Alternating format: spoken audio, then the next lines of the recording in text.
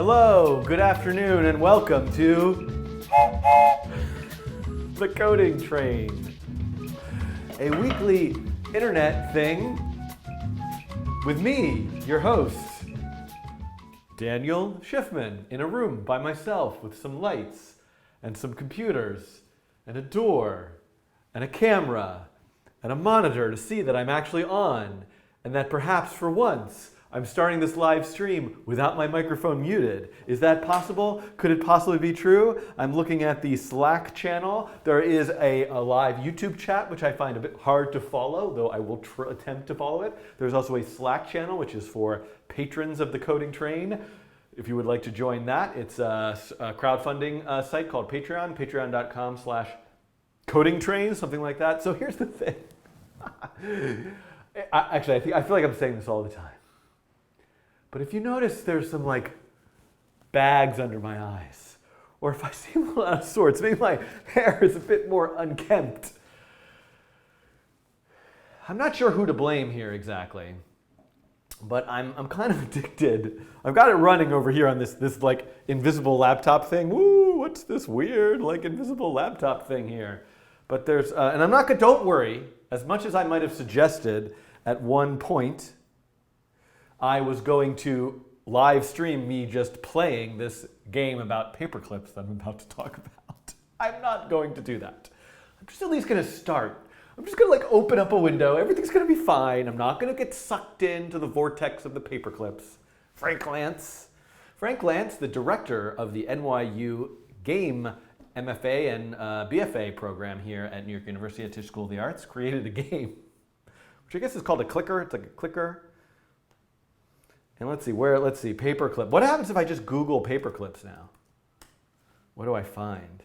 A game about making paperclips, blah, blah, blah. Oh, this is too much. Am I really just jumping on the bandwagon? Frank! And so what I would like to go is to, let's go find this game. Let me find, okay.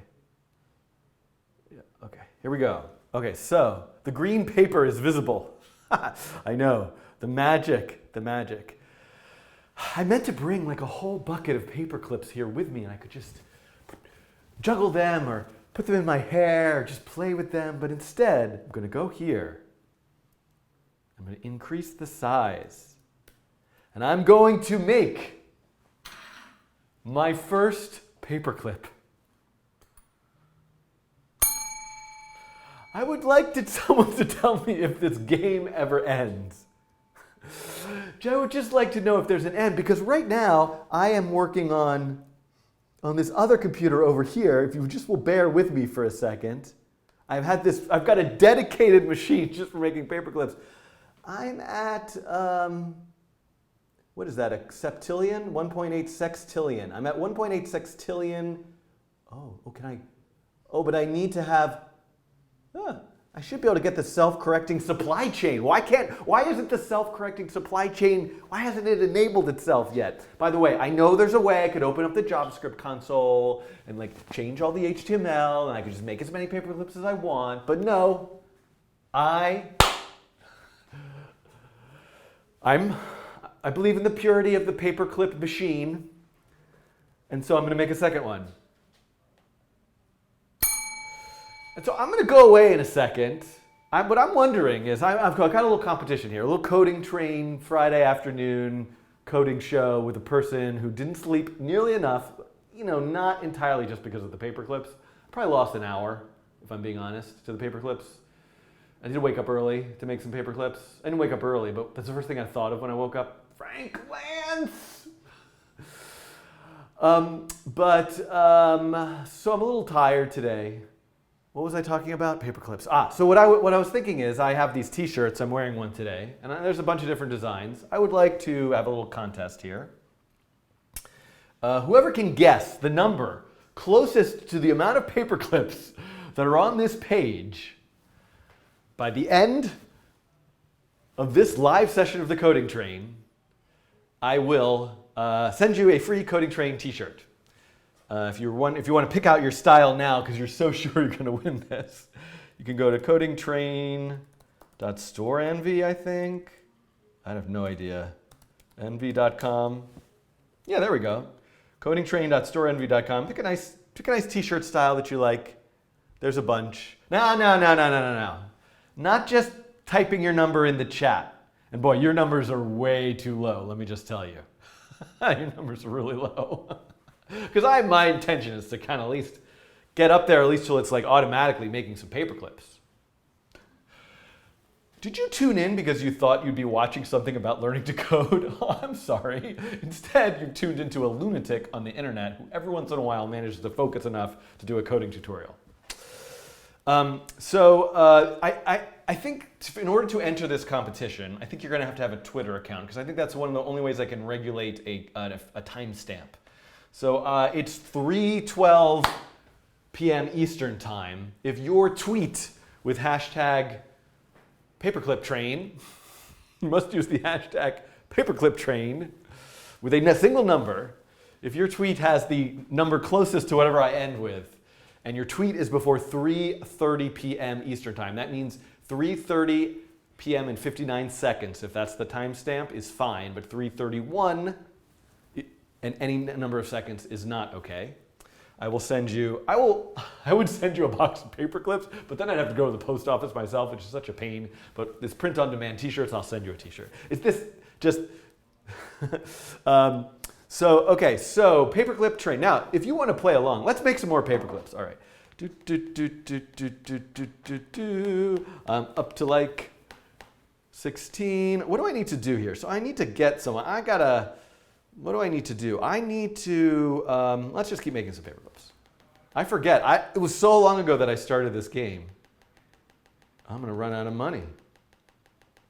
I'm making paper clips. I have a lot of unsold inventory. Oh, this has got to get better. Okay, auto clippers. This is really going to help. All right, finally. At least now I'm auto clipping. We can go away now. We'll come back to this a little later. Maybe I'll lower the price to sell them. But maybe I'll just lower the price to 10 cents. I could do that right now, right? And it's fine. I could buy another auto clippers. Okay, let's lower it to 5 cents. All right, let's let it run. Let's let it go. Okay. All right, let's check Twitter. Paperclip Train. How are we doing here? All right, look, there's a whole bunch already. Look at this. This is exciting. All right, Paperclip Train. Here we go. Now, back to the coding train.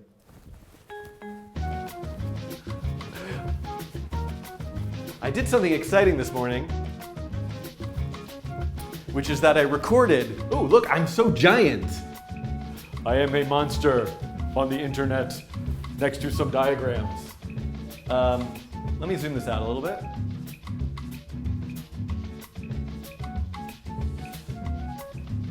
Some new videos will be appearing on the internet that were recorded and not live streamed. And this is your clue to what they could be about, with a special guest appearance by somebody who drew these diagrams. So just a little foreshadowing there. Those will come out next week, in the next week or two. 9 new results. Okay, this is good. All right, let's check on our paper clips. Oh wait, I'm not even looking at the chat. I'm just looking at my...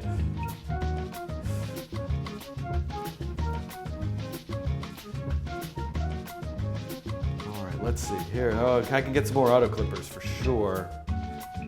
I'm really going to I need to do some marketing. Definitely need to do some marketing. Okay. All right, so what's going to happen today on the coding train? I'm going to try to actually accomplish something. The things that I would like to do are, number one, look at some nice particle system things that people made.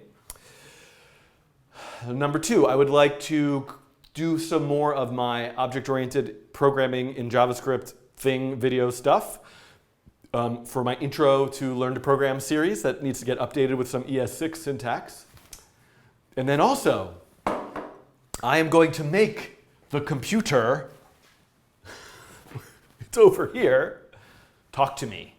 So I've started this series about chatbots. I'm looking at very simple pattern matching retrieval-based chatbots. I looked at something called RiveScript. And what I'm going to do is I'm going to do some variation of that number guessing game, but instead of typing in my responses and reading my responses as text, I'm going to speak my words and listen to the response from the computer. So we're going to kind of like custom build our own, insert name of commercial product that talks to you at home device here. We're going to make our own. And then eventually, I would like to investigate making some projects that run on these insert name of commercial device that you can buy and put in your home here. I guess I have to name them at some point. I'm always worried if I say something like Alexa, then all these things in this room will start to beep at me, but there is nothing in this room but me and some other stuff. But maybe I just triggered your Alexa at home. Okay. Barrow is going to go get some snacks. It's a good idea. I would take your time because I'm really this paperclip thing. I have so many emails I need to reply to. Instead, just in case you're wondering, no, I won't look at my. I kind of want to show you the paperclip thing that I've been working on since last night. There has to be an end, right? There's got to be a reason why I'm doing this. There has to be a goal to get to, right? Eventually, right, Frank? Frank, are you out there? Are you listening? Somebody get Frank Lantz on the phone. Frank, tell me, what do? I can't.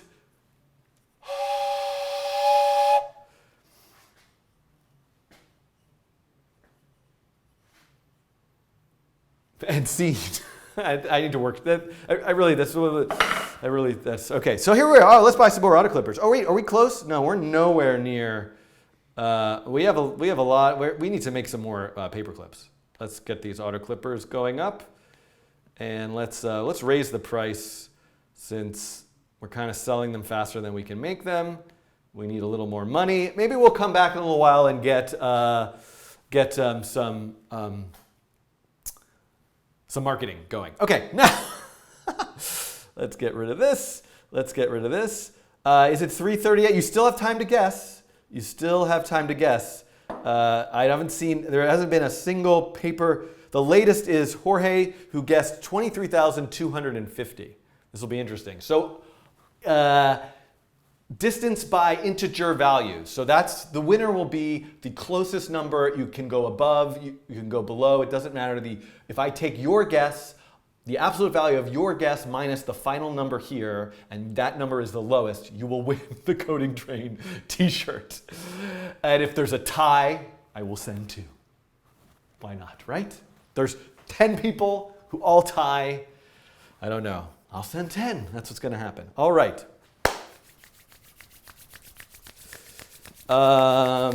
So let's see what's happening now. So speaking of hashtags with the word train in it, last week I did a, what did I do? Last week I did a coding challenge making a particle system, and there have been some really nice examples of particle systems that have been posted to Twitter with the hashtag ParticleTrain. Here's one by Alberto. Nice. I like how these particles are coming from the outside and coming into the center. There's like meditative breathing thing going on here. I love that. Oh, this is a really nice one, right? So this looks very similar to my example, but there's some nice variations here. Number one is there's particles that are colored black and particles that are colored white with some sort of transparency against a gray background, it looks like. And then there are these little extra yellow popping ones that maybe pop out with more speed and respond to gravity, looks like falling down, which gives it a really nice quality. Great work to Zyron on Twitter. Here's one, this looks quite a bit like little burst of fire. That's nice, I love this. Oh, look at this, a train. So if I click here, let's see if this goes to it. Which, while this is loading, I should just check on the paper clips, right? It's always okay if something's loading. Let's check on the paper clips. Buy some more auto clippers. What do we think? Lower the price a little bit? Lower the price a little bit. Okay. Back here. We can see a nice use of the particle system with an actual train. And I can, the train's moving. And I think I can press on here, back here. I can change to some stars, some rainbows, and back to some stars. And there we go. We don't need paper clips.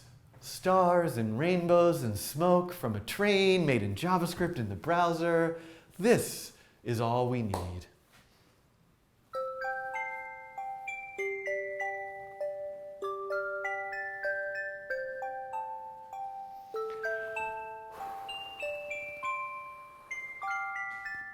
Okay, thank you for, okay, so I'm gonna keep scrolling down. We've got some nice raining effect. Ooh, this sort of like cool vortex crazy thing. This one is on open processing with some sound interaction. That's lovely. This is some weird, some hamsters. Oh, this is that same, I think, this is a nice one. Looks like that makes a nice circular-like thing. There's so many. This is so exciting and wonderful to see. I hope I'm not missing anybody's. So I encourage you to check out Particle Train hashtag on Twitter and submit your own. You can also find user submissions and community versions of some of the coding challenges if you go to the Rainbow Code repository. And I go down to coding challenges, maybe challenges, all the way to the bottom. Oh, I'm in the wrong, on the wrong URL. Coding challenges all the way towards the bottom. I'm looking for a simple particle system. And here we can see here's a link to the Particle Train hashtag and some wonderful demos by users. Let's click through these real quick. I'm just gonna click on the demos. Demo. Uh-oh. Apparently one of them is playing some sound.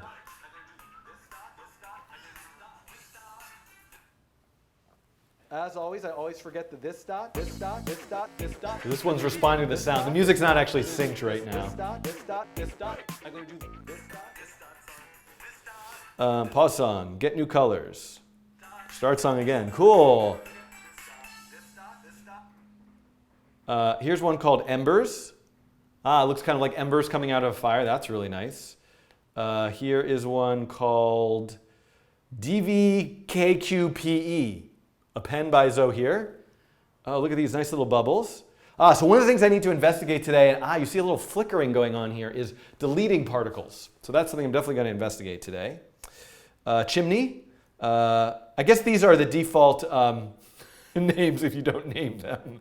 But I'm like really, what is the meaning of MBGMZQ?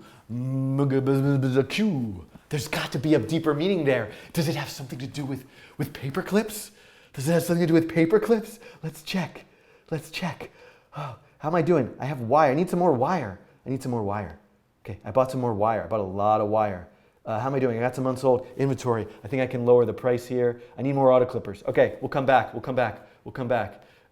Okay, where was I? Okay, back to nice chimney here.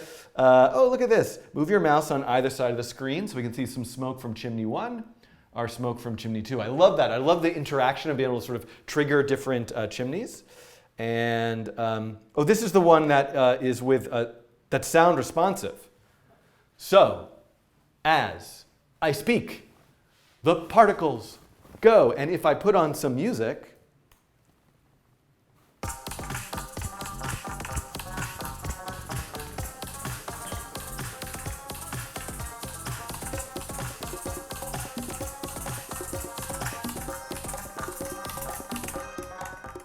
all right, I love sound responsive, talking me, particles out of my sound.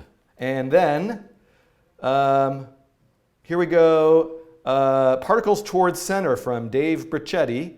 This looks like maybe the particles are kind of orbiting and circling around the center with a nice rainbow pattern and coming in. Maybe there's some gravitational attraction there. That is cool. Great work. I could have sworn that I saw the name Alka on this list. Oh, Embers was Alka. I must be, so this one was Alka. What did I say the other day? I said like loyal viewer, but I think I maybe misspoke and said royal viewer or something like that. Great work with the Embers. I wonder if there's something going on with my computer where things are running a little bit slow. Okay, excellent work, everybody. This computer went to sleep. This one was just really working on my... Did anyone get Frank Lantz on the phone yet? I need like an emergency phone where I could just like, I need to know the secrets behind the paperclips and the hypnodromes and the swarms and the yomi and all of the things. Please tell me the secrets. Do you hear that dinging? I think I'm hearing some dinging. Okay. Yeah, so Alka says there's tons of fancy filters going on there. It runs beautifully smooth on my machine.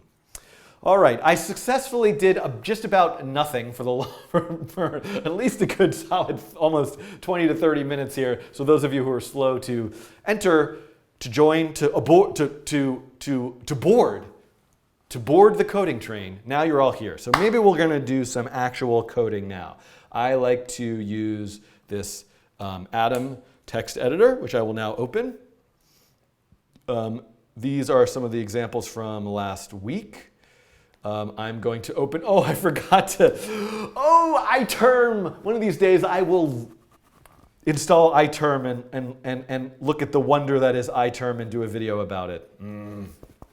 Okay, I'll do that right after I do Chrome extensions, or maybe right before. I'm going to do iTerm before Chrome extensions. Chrome extensions are coming this semester though, because they're on my list for the course that I'm teaching right now. So, all right, so where do I want to go now? I want to go to the desktop and maybe under OOP, and I want to run a little web server so I can take a look at whatever it is that I'm doing. What's probably the last one? The particles was the coding challenge, but probably OOP2 is kind of where I left off. Let's see, is there an error here? Oh, it's mouse dragged, right. Okay, excellent. All right, so this is perfect. This is where I left off. So what I want to look at, there's a couple things here. Simon, also loyal royal viewer Simon, helped me with a to-do list, which now I don't have in front of my eyes anymore. And actually, I was looking at, let's look at this together. So two places where I want to look. One is, let's see, which is this playlist? One is Foundations of Programming in JavaScript, and the other one is, I want to look at the, processing intro tutorials here. And because these are a good reference for me, the objects and arrays. Please don't start playing videos here. Oh, okay. By the way, has anybody noticed that these days, if you're watching one of my videos, sometimes I appear in an ad before my videos. It's a strange experiment that we're trying here, in that one of the things that I'm helping to promote is a new undergraduate program that's starting next fall. It's called Interactive Media Arts. It's in New York City. This is the website, itp.nyu.edu/IMA. There's going to be an open house, I think, maybe even like this coming weekend. I don't know if that's right. The dates are on this website. If you're interested, you're applying to schools, university, college, and you're thinking about doing something in, I guess, what is this called again? Interactive Media Arts. This might be the place for you. So sometimes you might see a little ad for me talking about interactive media arts on my videos before my videos. Ooh, I was there. Am I in this picture? This is where I am in this picture. Oh no, I'm gone. But I was in that picture. Okay. So this is fine. This is fine. Nothing here that I need. More on objects. Yeah, so these two, so Simon's list is really quite good. It's pretty comprehensive here because it's noticing it's the same as what I have. But if I think about where I left off, was here, adding and removing objects. Wait a sec. Oh, but that's from a year ago. So this, I have an idea. What I'm going to do now is, so in my new one that I made, which was 7.3, which was arrays of objects, I actually did the adding. So what I want to do is I'm going to do a removing objects, and I'm going to do the clicking on objects in the same video, because when you click on it, I'll remove it. Maybe that'll work. And Simon's being so helpful, has got my full list here. So if I'm following that list, what I'm on next is more on deleting elements from arrays. Yeah, let's do the deleting. Interesting. Oh, let's do the clicking. Let's do the clicking, then I'll do the deleting for the clicking. I don't know. Who knows? I'm going to do something expanding on this video. I will improvise. Okay, so let's go back to the browser. I guess I'll leave that stuff open. Here we are. This is the one where, let me just adjust this a little bit, OOP2. And actually what I'm going to do is, oh, there goes the camera. Don't be alarmed. This is just the point on the coding train where I know that a half an hour has passed. I better get started doing some coding. And it's where I'm going to I'm going to now also want to reveal in Finder is what I want to do. Is there a thing for that? Show in Finder. And then I want to make one called OOP3. And I want to look at that code. And I want to open that up here, OOP3. There we go. Okay, so I am now ready, I think, for the next video that I want to do. Let me minimize this, and I think we're good. So what's going on here? So one of the things that I do, it's very confusing if you happen to decide you want to tune in and watch one of these live streams. Why, I'm not really sure you would want to do that. But people seem to, some number of people if I could look it up. Now, I have a lot of different playlists and a lot of different threads of different topics. I know I have this kind of like machine learning playlist that's kind of on hold for the moment that I did a little video to explain why. Mostly what I try to do is I try to make content related to the courses that I'm teaching here at New York University. So right now the two courses that I'm teaching are, one is an Introduction to Programming course for people who have never programmed before. So I've previously made a whole playlist for that course. But I use a lot of older ES5 syntax, and so I'm redoing some of these videos with ES6 classes. So that's what I'm about to start with. So I'm kind of jumping into the middle of making a tutorial for a playlist. You're watching along because A, you might learn something, or maybe you might give me some feedback, or you just have this on in the background while you're making paperclips. Just go make the paperclips. Oh, we can check on them soon. I think it's been long enough since I looked that I could look, right? Can I look? Maybe? Okay. So that's what I'm doing. The other topic, the thread that I'm on, is for my class called, here at ITP it's called Programming from A to Z, but on YouTube I'm calling it Programming with Text, because the Programming from A to Z makes it sound like it's a beginner course, and it's not at all. And so the topic that I'm kind of working on right now is chatbots. And so I'm going to do stuff with speech to text and text to speech in the browser. So that you could create a conversational interface. So those are my tool goals for today. It's 3:30. If all goes well, I'll be here till 5:30. If all doesn't go well, I'll be gone sooner or here later than that. But that's kind of my plan. Let me take a minute before I go into the first tutorial to take a look at the chat. I'm going to look at the Slack chat and the YouTube chat to the extent that I can. Am I missing something important? Did I forget something that I usually do? Do you have any questions you want to ask before I get started? Let me know. Oh, wait. I should say that the time for guessing has ended. I should have probably, let's go to Paperclip Train, 13 minutes ago. And can we guess twice? Yeah, that's a good question. Well, I don't know what to do about that. Cubs10 says to notice me. How was my day? Random number reading, I did forget.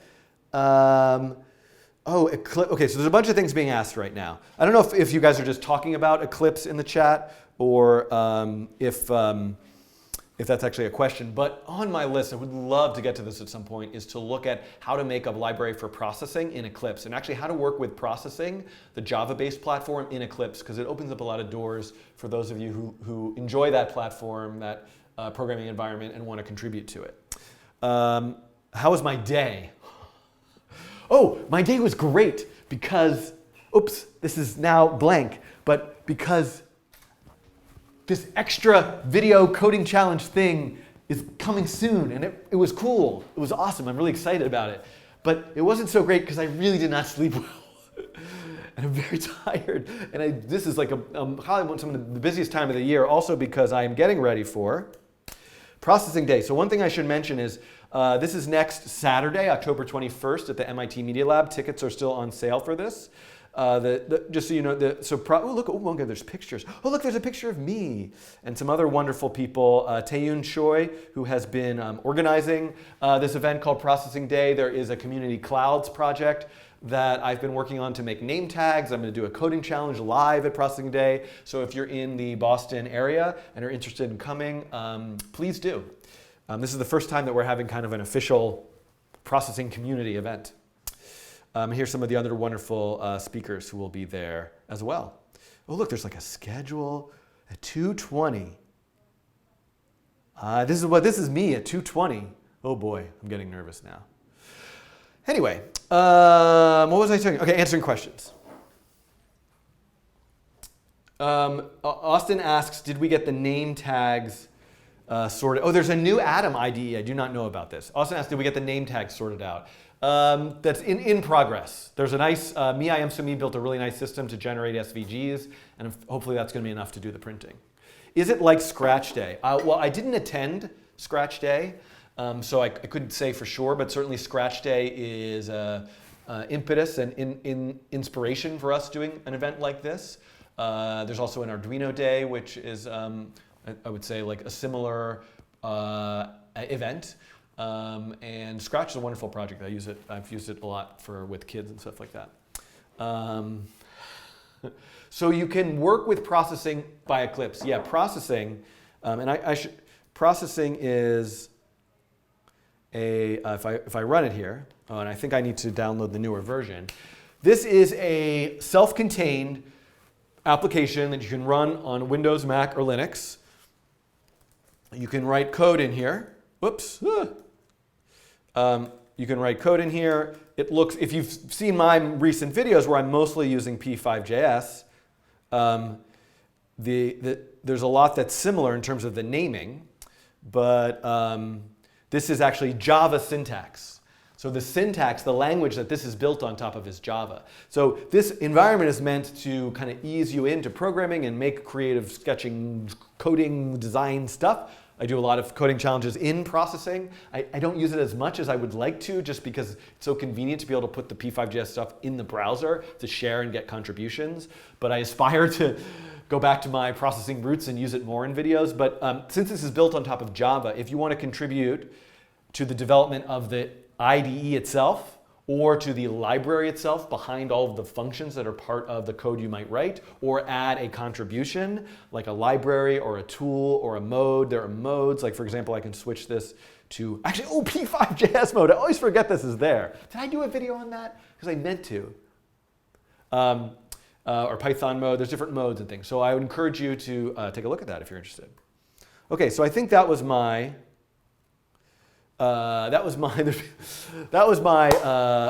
answering some questions and making sure I didn't miss anything. Somebody said I should read some random numbers, but I'll come back to that later. Okay, let's check on the paperclips. Right? I need some paperclip music. It needs to be very relaxing. I'm looking for something. I don't have anything. If I play, I have these Mozart tracks that I downloaded from Audio Hero, which is a service that has royalty-free music that you can get, you can sign up for and pay for. But once I put them on one of my videos, it was immediately, I got a copyright violation notice. All right, can you guys hear the chairs and furniture going by in the hallway? Right now I've got 1,000 paperclips. My funds are in serious trouble. My unsold inventory. I've got a pretty decent amount of wire. Ooh boy, I just bought a lot of wire. I didn't mean to do that. All right, let's lower the price a little bit. That's good. And let's let this go. All right. I'm not doing very well with the paperclips.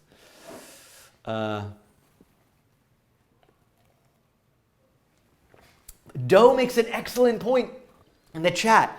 It's not your paperclips, it's our paperclips. I still haven't come up with a... I think what I'm going to have to do, just for fairness, is if you make more than one guess, I'm going to take your first one. Or I'll take your last one, but I'll assume like you change your mind. I'll take your last one up until the 3:30 p.m. cutoff. All right. Simon is telling me that I'm 34 minutes in. Okay, good to keep me in check. Let's do some coding. if anybody really wants to help me out, I could just really use like a whole new soundboard with like a little button for like beginning to code and some music for reading random numbers and some waiting music, some debugging music, some other like weird sound effects. I'm always going to hear as if they exist, but they don't. I like this one though. Let's do some code. My hand is cut off. Try that again.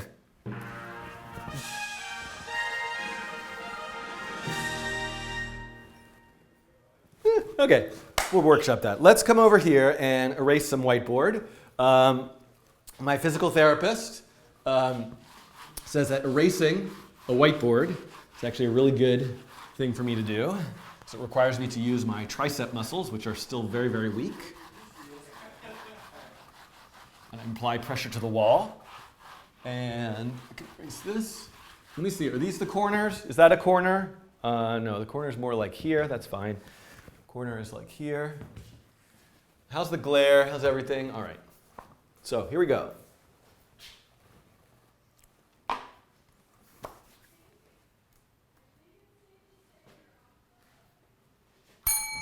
Hello.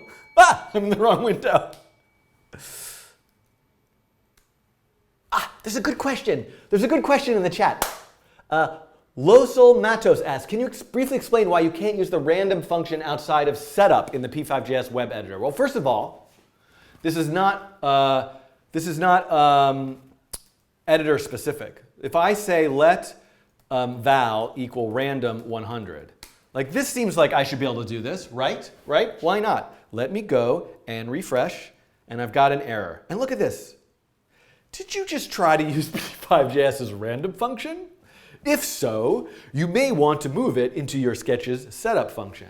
For more details, see frequently asked questions. Why can't I assign? So first of all, you can take a look at this error message, click on it, and take a look. But I will explain to you what's going on here. This is sort of a strange thing. So when a page loads, you can start executing JavaScript immediately. This JavaScript file is loading because it's referenced in the HTML page.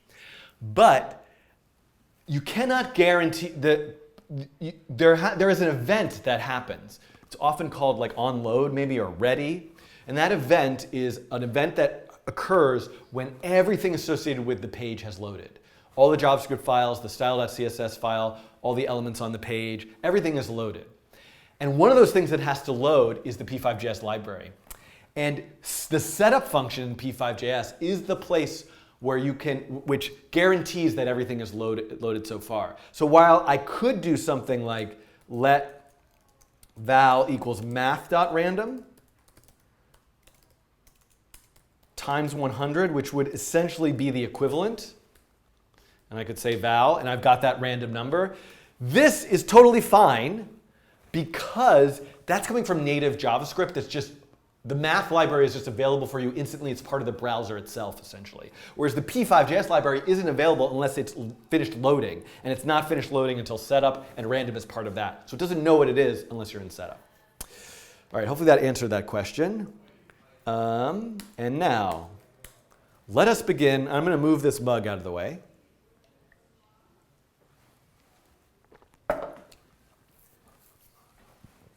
This is going to be something like objects and mouse interaction, or clicking on objects, something like that.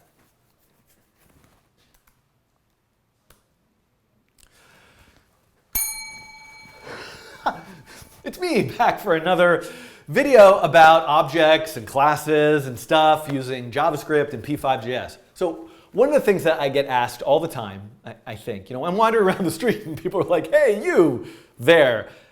If I made a bunch of bubble objects in a canvas in the browser, can you imagine if this actually happened to be on the street? And I want to like interact with them with the mouse individually. Like, how would I know if the mouse is hovering over one versus the other? How would I deal with that? Well, interesting. A little bit of an aside first before. So this is what I want to implement in this video. How can you have the user interact with individual objects? How do I set up the code to make that happen? How does this work? So here's the thing. Eventually, if you're watching all of these videos in the order that they are, there's going to be a time in the future I actually recorded these videos in the past, but for you it will be the future, where I will add things below the canvas, like there'll be a button here, or like a box with text in it. And the canvas is actually one of those things too. On this page is a canvas. I could put other things on this page. Everything on a web page can register events. It can register this event of like a click on. That's not really an event, or a mouse over, right? And there's all sorts of fancy ways in JavaScript and in p5.js to handle all these different types of events to know how users are interacting with things. But this thing here is one thing, the canvas. The only thing that p5.js knows is if you're clicking on the canvas or not. And actually, to be honest, even if you click off the canvas, it's going to make one kind of like in its mind off the canvas that might wander on, which you just saw happen. Because I'm using this global mouse pressed event. I have an event, it's just press the mouse anywhere. But what if I want to have an event that's like only when I click on this circle? So because these aren't separate, the circles are my own invention, they're pixels that I've drawn in their space, it's up to me as the programmer, the person who designed this sketch, to figure out how to handle that. And so that's what I'm going to do in this video. So let me think about what would make sense. I think what I'm going to do is I'm going to rewrite this sketch a little bit. I'm going to get rid of this mouse pressed function. I mean, I'm going to come back to it. But in setup, I'm going to say like let x equal random width, let y equal random height, let r equal random 10, 50. And then I'm going to say, I'm going to just make this new bubble. I'm going to take this exact code from the bottom. You're over there. I'm like, never know where to look. One of these days I'll figure it out. Take this exact code from the bottom, and I'm going to make a new bubble. All right, so actually, let's do this first. Let's just pretend we only have one. Let's peel away from the array for a second, and let's simplify our lives. And I'm just going to make a single bubble object. And that's going to be it. And forget about this array, just for a little bit. And so I'll come back to the array eventually. Now notice that I'm not changing this bubble class at all. It's still the same thing. All right, where is it? But I do need to say that individual bubble move bubble.show. So what I want to do is I want to have something to happen when I click on that bubble. So your first instinct might be, aha, well there's this mouse pressed function that I can write out here. Oh, look at this. I wrote this nice mouse press function right out here. Yay! So why not, there's this bubble class that I've been learning all about to write. Let's just do this. Console log clicked on bubble. Right? Won't that work? That'll work. Oh, I'm so excited. Ooh, this is going to work. Click, click, click. I can click on the bubble. Oh, nothing's happening. Nothing's happening. So I've sent you in the completely wrong direction, although the instinct is kind of right. Yeah, this is like a function that's just out in the wild. It's global, so it's for any mouse pressed. This is a function that's inside of the bubble, so it's fine. But here's the thing. This function mouse pressed is a special function that p5 recognizes, just like setup and draw are special functions that p5 recognizes. p5 is not going to go inside of these new classes that you write and somehow recognize that you have a mouse press function, know where the object is, figure out this is not part of its capability.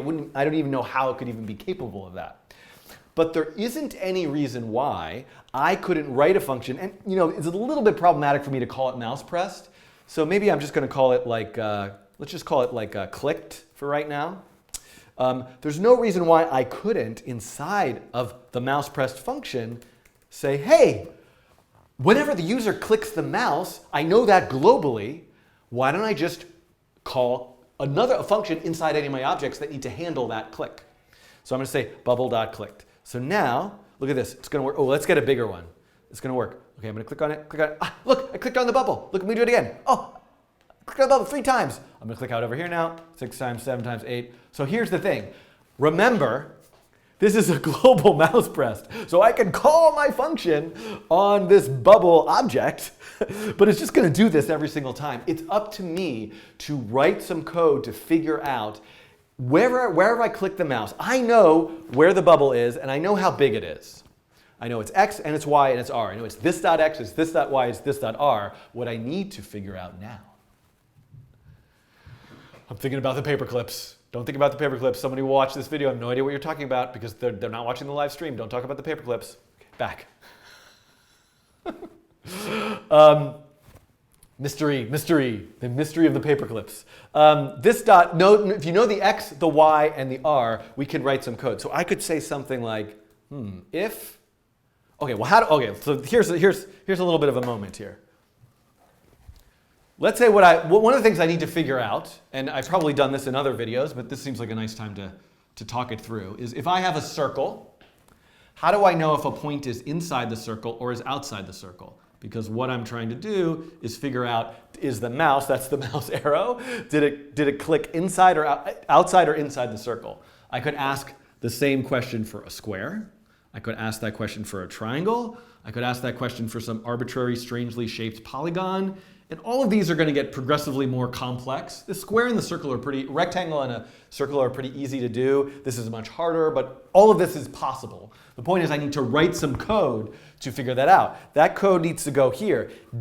Wherever that mouse is it actually related to where this.x, this.y, this.r are? So how do I do that? So one of the nice things that P5 and both processing, if you were using that instead, have is a function called dist, which stands for distance. And I can give that function 2 points. Arbitrarily, x1, y1, x2, y2. So if I make one of those points the center of the circle, maybe I'll call that cx, cy. And then the other point over here, for example, is the mouse, where the mouse clicked. We'll call that mx, my.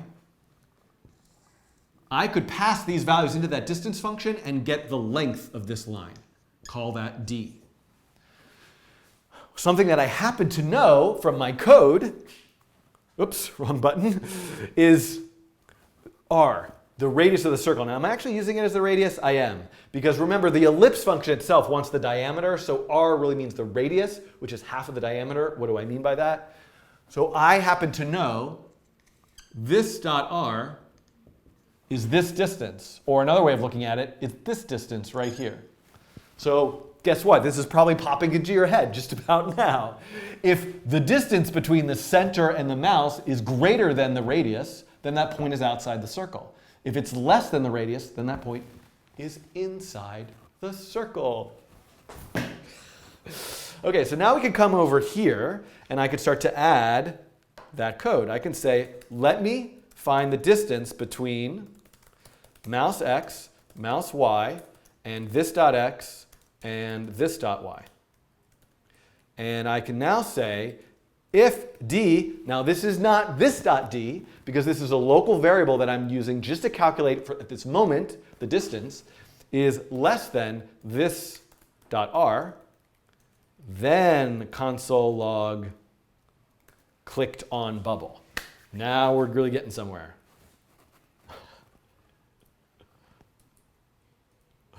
Whoa. What just happened? Am I playing something? Sorry, okay, I have to redo this again.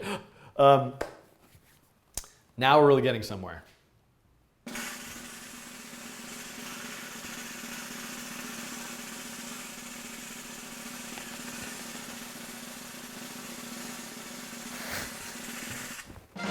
Okay, so this is a moment of success, and that was really loud. I don't know if that's going to ruin this video. So what I've now successfully done is I'm able to determine and only print out this statement. So what's the full story here? This is where I know that the mouse has been pressed anywhere. So it's up to me to now to say, like, well, if the mouse is pressed anywhere, let's check if the mouse is pressed for this bubble. And guess what? Let's go back to the array now. Let's put this array back. Let's make this a single bubble.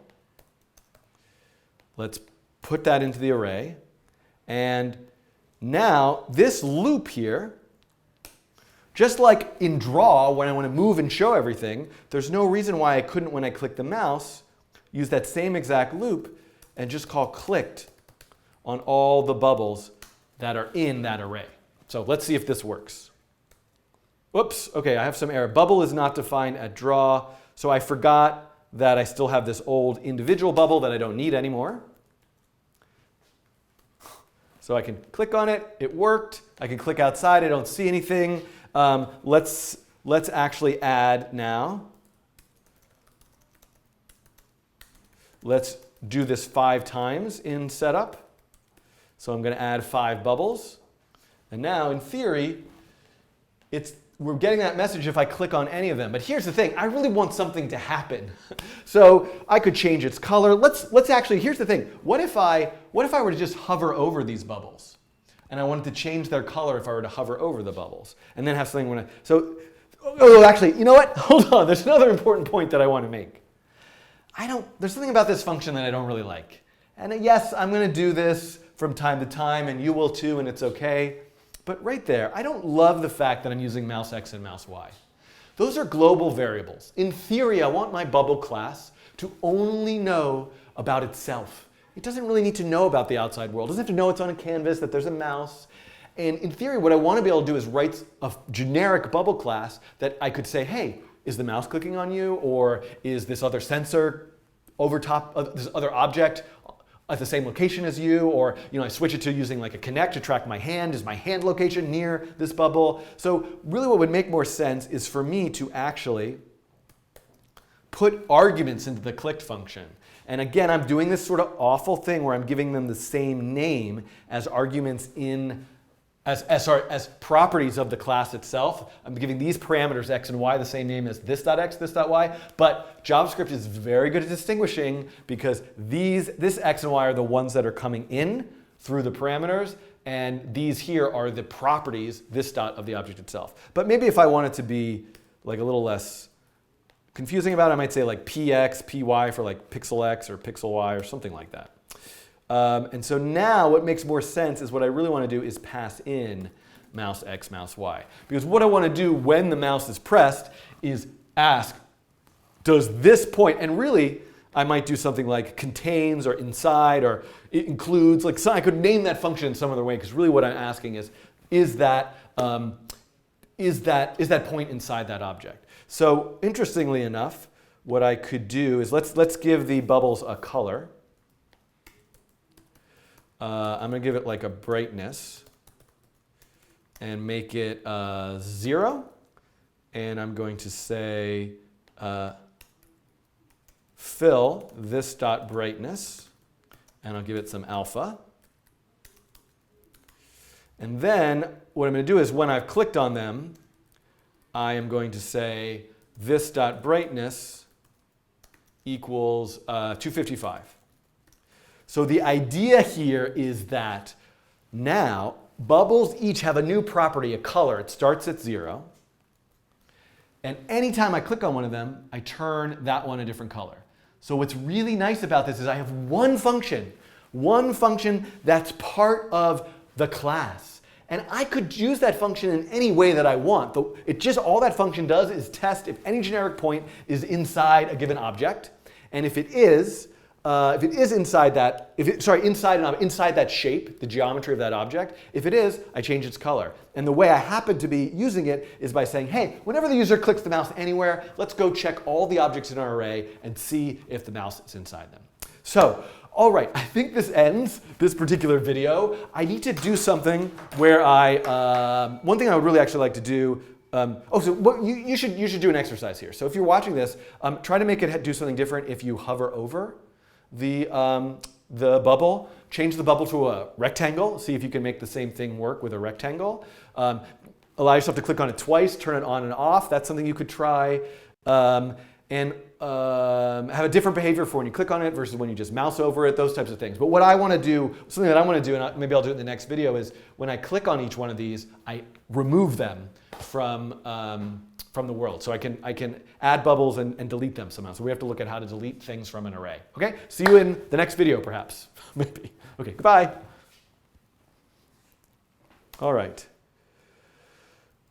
Are people still actually watching this? I have 5 new notifications.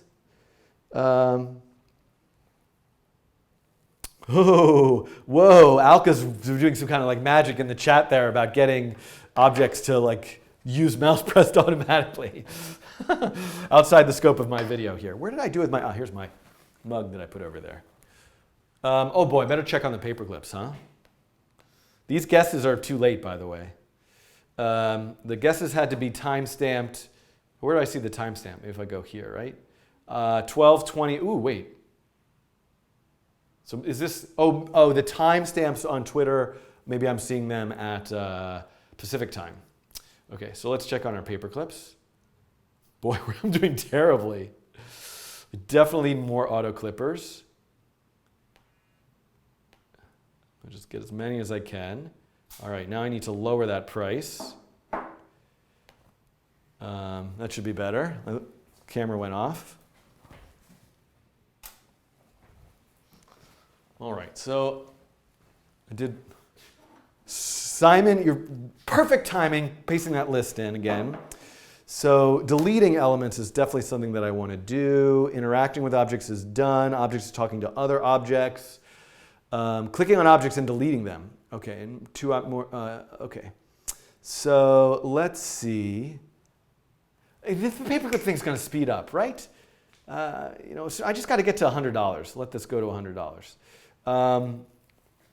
I think I've got plenty of wire. Whoa, look at this. Oh boy. Oh, I've got computational resources now. I've got computational. Okay, do you guys mind if we just take a couple minutes here? So this needs to get to 1,000 or 750, and I can improve the auto clippers. I can. Oh, I have 2 extra. No. I only have 2 trust, so I need to get 3,000 clips, and I'll get an extra trust, which I can give more memory or more processor. I don't know which one.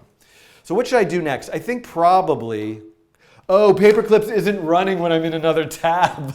Did anybody know that when making their guess? Let's check this. Okay. Oh boy.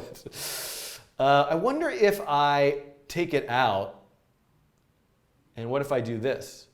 Now it's running, but I can't have this in the background of my video tutorials. Oh, but let's see. What if I put it behind there? Okay. So here I am. I'm like, I'm making a video tutorial about coding. This is me making a video tutorial about coding. I already forgot. And now I'm going to check the paperclips. 2,700. So if I go away again to this other one, and it's like, if I wait a little bit,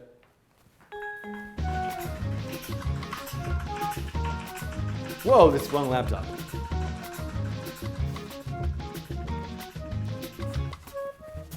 It should be above 3,000 now, right? Let's see.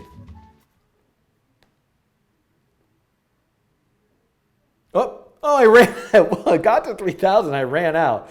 I need wire. Do I have money for wire? Thank God. I have money for wire.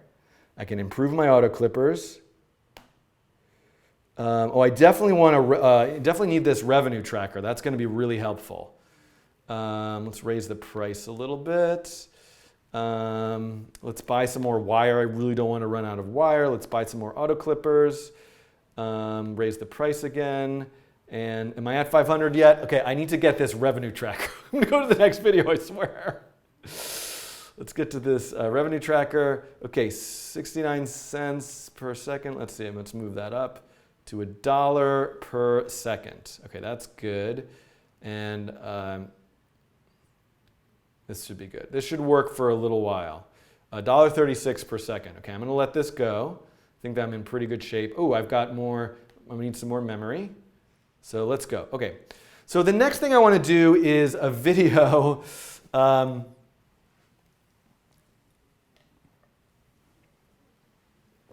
want to do one more of these object tutorials. And by the way, added to that list, I should do something about getters and setters, because I do think that's it's kind of beyond the scope of what I'm doing in my video tutorials, but it's a useful feature of ES6 classes. That's something I'm not completely used to, because it's a little bit different than how it works in like Java or C++, but I should do that. All right, Jessica. No, making a paperclip game coding challenge is like the worst idea for me ever. I will never leave this room. I already have a problem. I already have enough of a problem. Frank, why? Why have you done this to me? Why? Please, just tell me, is there an end? Let me just check. I'm going to check my actual... oh, this is not going because Self-correcting. Oh, I can get the self-correcting supply chain. You guys can't see this, but let me just. Okay. All right. I don't know what's going on here. I'll come back to that later. Back to the Slack channel. The whistle is now named Frank. All right. So, if you're joining late, I'm so sorry.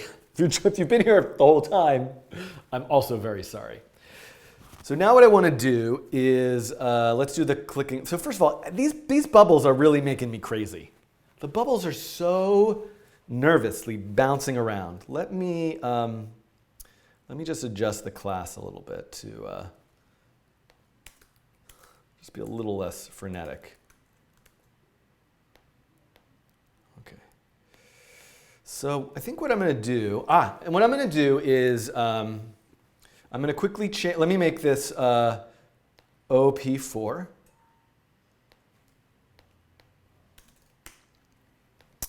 And what I'm going to do is what I'm going to do is I'm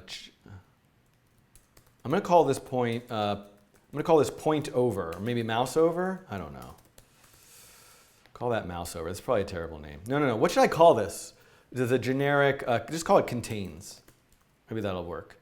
And what I'm going to do is I'm going to take this and just move it to draw. I don't need to move it to draw. I'm just going to say bubbles index I.contains mouse X, mouse Y. I know what to call it. Rollover. That's what I want. Rollover. And I'm going to just change this to rollover. And I'm going to say otherwise this.brightness equals 0. So what I want to start with, let's see if this works. Oops, I'm in the wrong one. 4. Uh-oh. I edited the wrong code, didn't I? That's fine.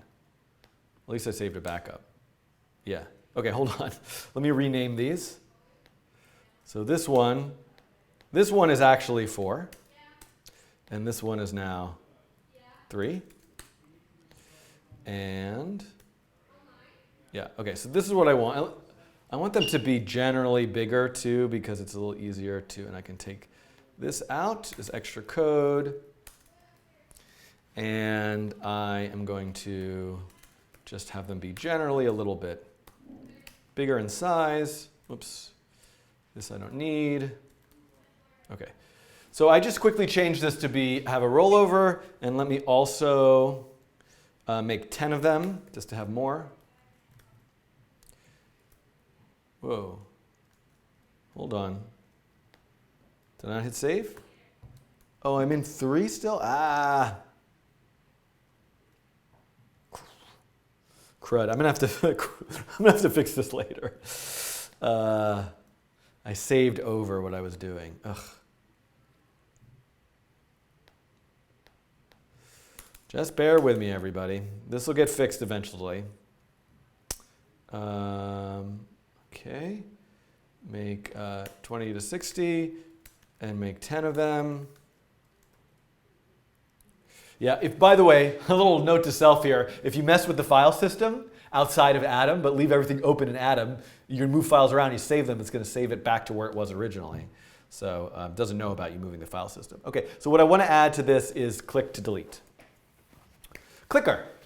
I should really name things better. Yes, I definitely should. When is the Paperclips reveal? It will be whenever I am done with the live stream, and I will reveal. Wait a second. Oh no, it's in a different. I was so worried I closed it by accident. Oh no, hold on. I've run out of stuff. Okay, need more wire. Let me just buy some more wire here. Let me improve the wire extrusion. Buy some more wire. $. Okay. We really can't have. I need more memory. I should really add more processors. And I should get some more clippers because I'm running out of. There we go. So I want this to stabilize at a certain amount of money per Yeah, I want this to, maybe I should, let's make some more clippers. We want this to stabilize. Let's lower the price a little bit. Yeah, that's good. That's what I want. But see, I'm running out of, I'm not clipping them fast enough. I'm selling them faster than I can clip them. Let's go back to 5 cents. I want this to settle at least $1 per second right now. Okay, before I go back to the coding. Okay, that's pretty good. All right, where am I? No, over here.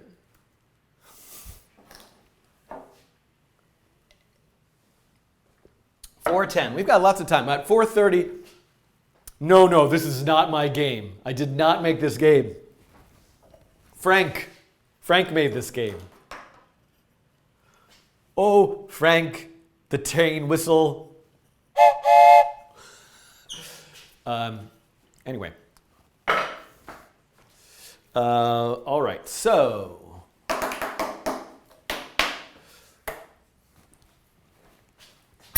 Hello, it's me, back again with some, it's these bubbles again. Oi, the bubbles. Someday I'll think of something besides bubbles, but the bubbles kind of works. So the last video, I kind of looked at how I could click on the bubbles and change their color.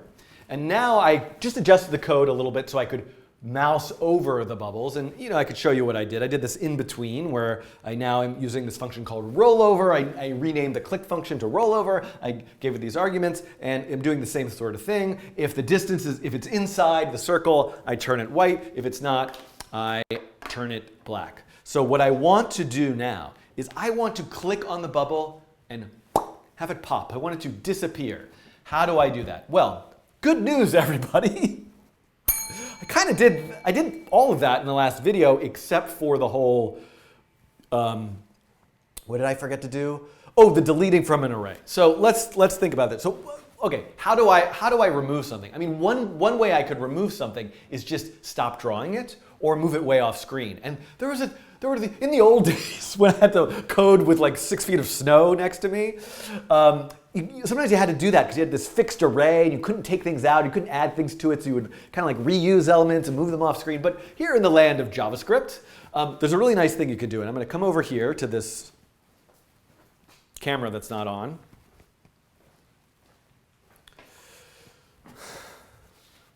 And I'm going to come over here. I'm going to erase this distance thing. And at some point, there's going to be a jump cut to where I've erased it.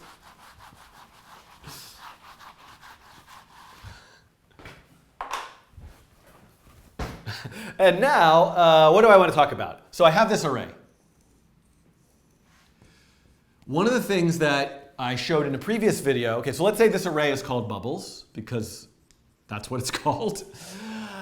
The whole array, when I'm talking about the whole array, I'm saying the word bubbles. When I am referencing a specific element of the array, I reference it by its index, often within square brackets. And the index numbers are 0, 1, 2, 3, 4, 5. So this is bubbles index 2. Now, one of the things I showed in the previous video is that there is a function called push. That function allows me to add something to the end of the array. In fact, there is also a function called pop. And that function allows, what it does is it will take something off the end of the array and pop it off. So if what I wanted to do is always delete the last element of the array, I could use the pop function. Now there are lots of other functions. There's like shift. I think there's even like an unshift. I could be crazy. Could just be making that up. Shiftman, is there no? But here's the thing, where do these functions come from? So there's this question that comes up over and over again in these videos. And you're probably sitting there asking it to yourself, wait a sec, am I learning JavaScript? I know I'm sort of maybe learning to code, but am I learning JavaScript? Am I learning P5? Is it the same thing? Is it different? Well, this is a complicated question. And I would like, in theory, in my mind's eye, I would like to say that these videos are just about learning to code and think about code and think computationally. I happen to be using the programming language JavaScript.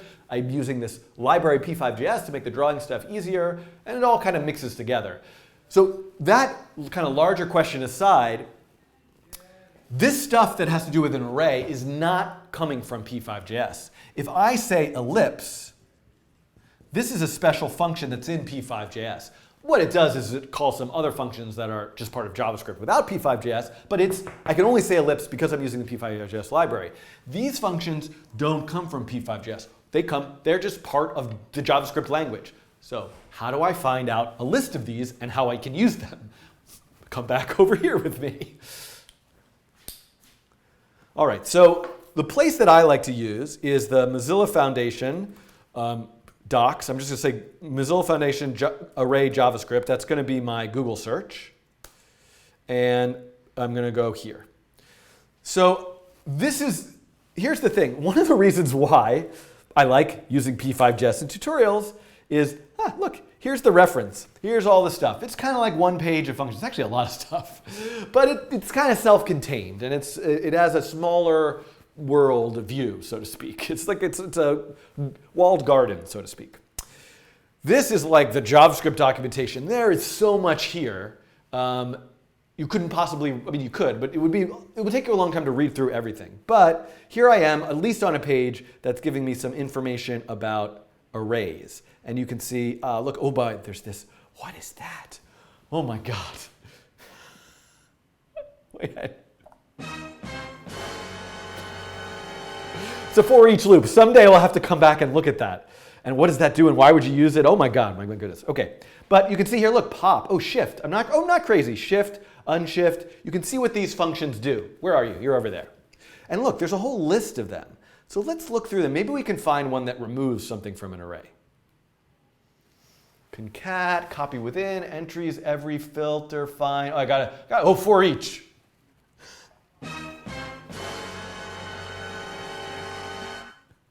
Okay. What was I looking for? Oh, so here's the thing. Splice. I happen to know.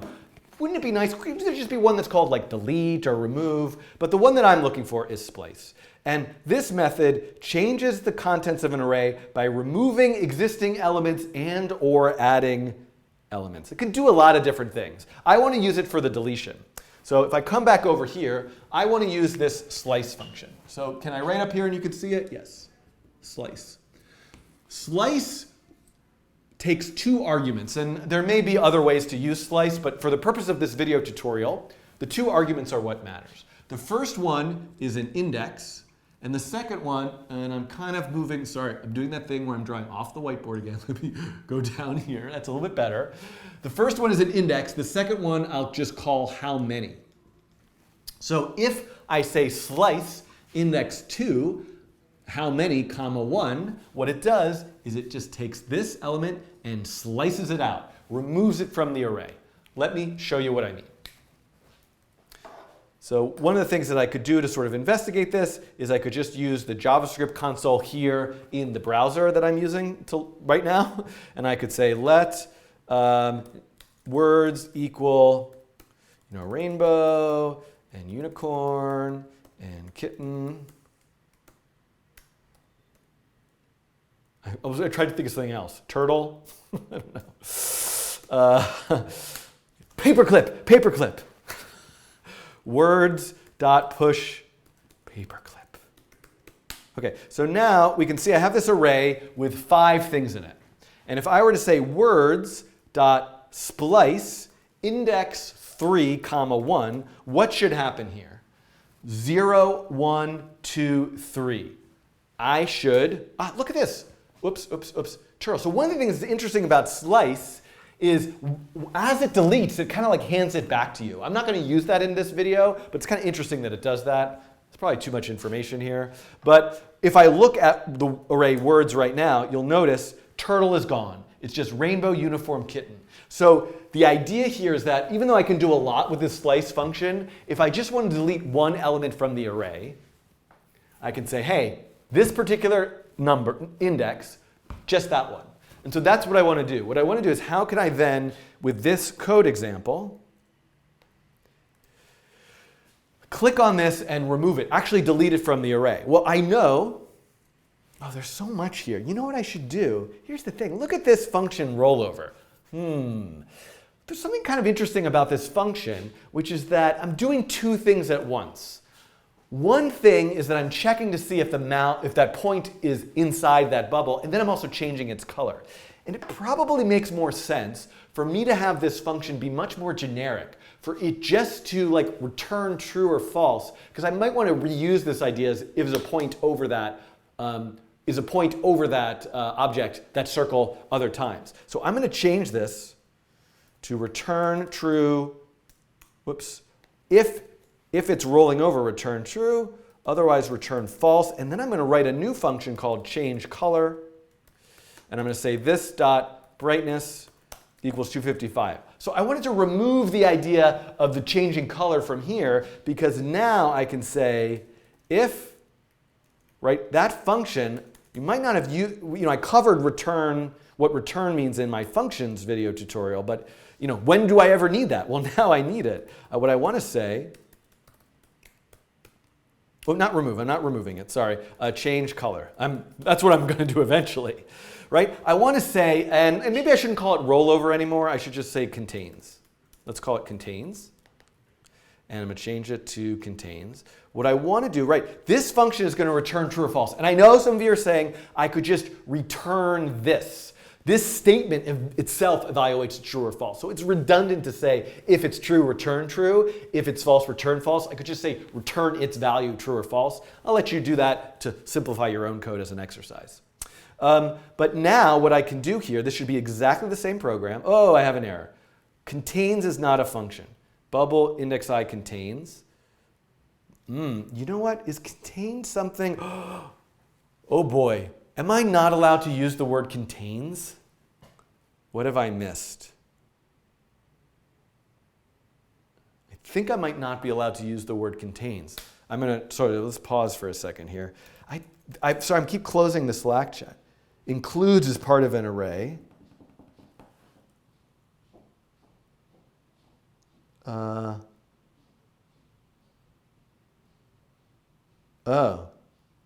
you're telling me the splice. Did I write slice? Okay. Record scratch sound, do I have that? Hold on a second. Apparently I've done something horrible. Oh, look at this. This whole time. Maybe Mathieu can do a magic thing where after I write slice, he can fade it in. This should say splice. Apologies. This should say splice. Splice. Splice. Splice is the correct term. I will leave that up there for a second. That's going to have to get fixed. I was saying slice. I'll dub over my voice. And then the function you need to use is splice. And after that, to remove an element from the array, please use splice. That'll work, right? Yes, slice is kind of the same. Can I use slice but just say begin and end so it's just always the next one? I really kept saying slice.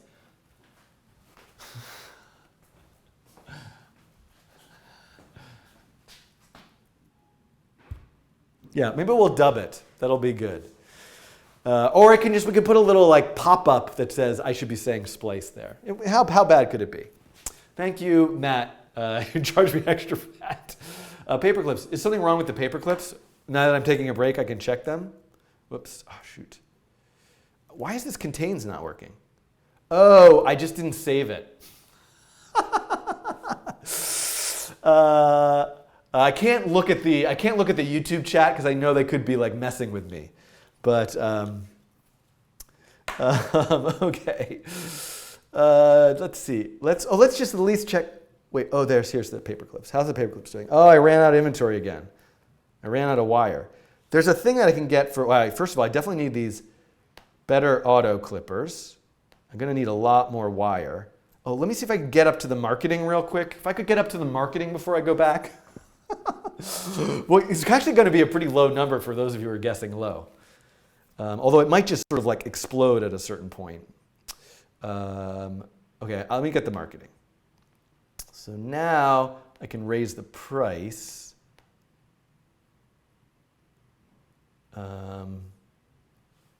Why is my, no, I want to, no, okay, I'm at $1.67,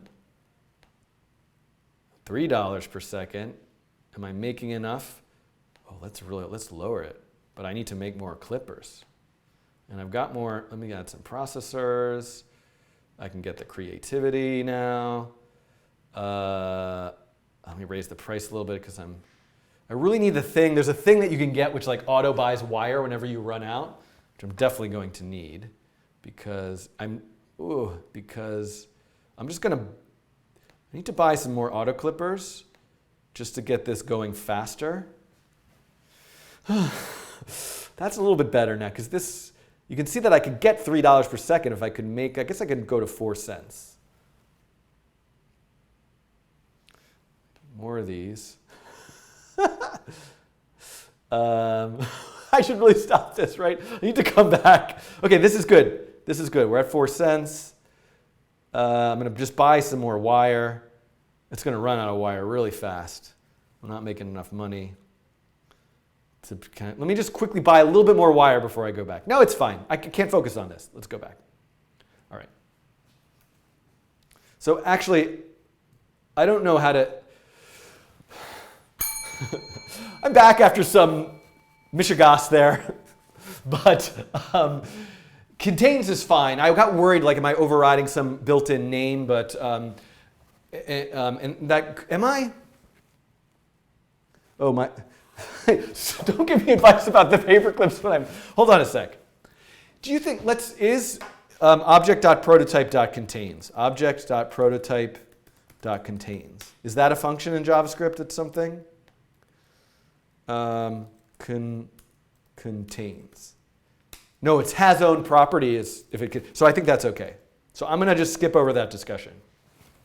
I'm going to go back to, okay, so I'm going to change this to contains, which I just did, and that didn't work, but now I'm back because I just didn't save the file. And whoops. Oh yeah, no, I do want that page. And so now, we're back to exactly what I had before.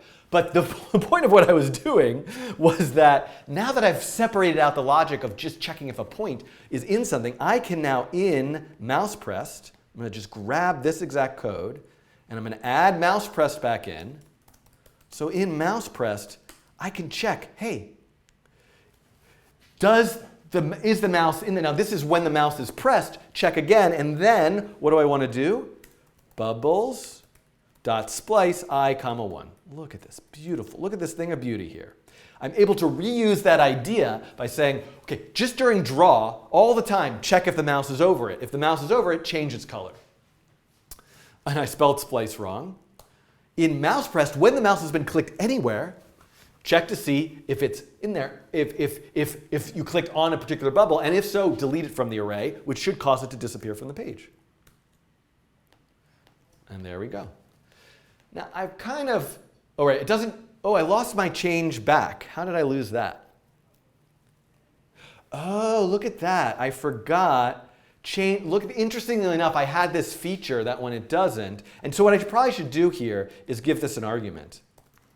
So I had this feature where it changes to white when it's over, back to black when it's not. So I should probably give this change color function an argument like bright, parameter, bright, and pass that in. I did that kind of quickly, but that fixes that. And then I should be able to just delete all of them. Yay! Yay! Okay, that's basically it. Now, I feel like there's so many things I wanted to do with this. Let me try to think for a second. Yeah. Oh, I know, I'm missing an important point. Oh boy. That's not it. I'm missing kind of an important point. And I did cover this. There's a particle system coding challenge which does this, but I think I should talk about it here, which is something strange just happened, which is that I was iterating over the array. I was checking element 0. Then I was checking element 1, then I'm checking element 2. And at that moment when I checked element 2, if that's the one that I clicked on, and I should really call these, I'm going to call these A, B, C, D, E, F, G. I pretend the particles have a letter, because these index values are going to change in a weird sort of way. Let me explain this again. I'm checking A, don't delete it. I'm checking B, don't delete it. I'm checking C, delete it. So what happens next? When I delete C, the array all of a sudden looks like this. But it's got one fewer element in it, so we don't need this. I'm going to erase with my fingers. And it's got A, B, no C, D, E, F, G. 0, 1, 2, 3, 4, 5. What was the bubble I last checked? The last bubble I checked was 3 in index 2. So in my iterating, I'm now going to, said it wrong. What was the last bubble I checked? The last bubble I checked was bubble C in index spot 2, right here. So if I is going up by 1, the next thing it should check is index 3. But this is what the array looks like now. So if I check index 3, now I'm going to check and see, should I delete E? What happened? I didn't bother to check D, because as soon as I removed C, D becomes 2, moves to index spot 2, and my counter moves up. So I could do something like, if I could add like an I minus minus. So I could say like, oh, if I'm deleting something, like set the index back to go check the next one. There's a bunch of different ways around this. Probably if I used that for each loop, maybe that would help me somehow. But honestly, in this case, it doesn't matter. Because here's the thing. It only would, oops. I'm overusing that sound effect. In this case, it doesn't matter. If I look at this, like there's nothing wrong, nothing bad happens. Now, it only would be bad if it so happens that I try to delete 2 of them at once, and the other one that I delete happens to be the next one in the array. So none of these are overlapping right now. So let me try to delete both of these. They both deleted, but I could get bad luck where I'm hovering over both of these until only this one gets deleted and this one doesn't get checked. So again, I could decrement the index, but another way I could do it is if I'm actually iterating through the array backwards. It doesn't matter if I remove something and the array slides chunks back over, I'm still going towards the beginning. I won't miss any. So you'll see that in a lot of my code examples. Some people like to say I minus minus. I prefer, generally speaking, to, if I'm deleting stuff from the array, to start at the end, which is bubbles.length -1, then have my iterator go down minus minus, and then where do I end? I go all the way down to the first element, which is at index 0. The last element is the length -1. Like if there are 5 of them, 0, 1, 2, 3, 4. If there are 5 of them, 0, 1, 2, 3, 4. So start at 5 minus 1, 4, go all the way down to 0. So let's just make sure that this works. And it does. Still the same exact result. I can hover over and delete all of them. So there you go. This is a little video about clicking and removing things from the array. There's some other things I could do. Here's the thing. The point of me telling you about this going backwards thing is more to say that, hey, if you are manipulating an array while you're iterating over it, you should probably be careful. What if, for example, I were adding elements to the array while I'm iterating? Then I could maybe never get to the end. Right? So anyway, so this is really something that you need to think about. So let's see, what should you do in this video? I have an idea. Something you could try is make a sketch where you can make as many bubble objects as you want, but delete them when they've left the window. You could try that. You can also do something, actually I'm going to do something for you right now, which is kind of an interesting effect. There's a little bonus for the end of the video that I think you could probably make something with. Let me save this. Time out. Let me think here. I'm going to make a new version of the code really quickly, even though I've already messed that up. I'm going to make this OP5. I'm going to check the chat. Why is this computer go to sleep? Filter.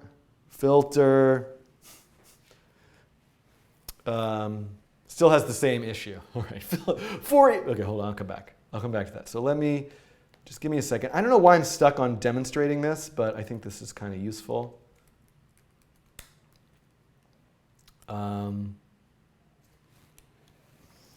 So hold on a sec. I want to demonstrate something real quick. Am I in 5 now?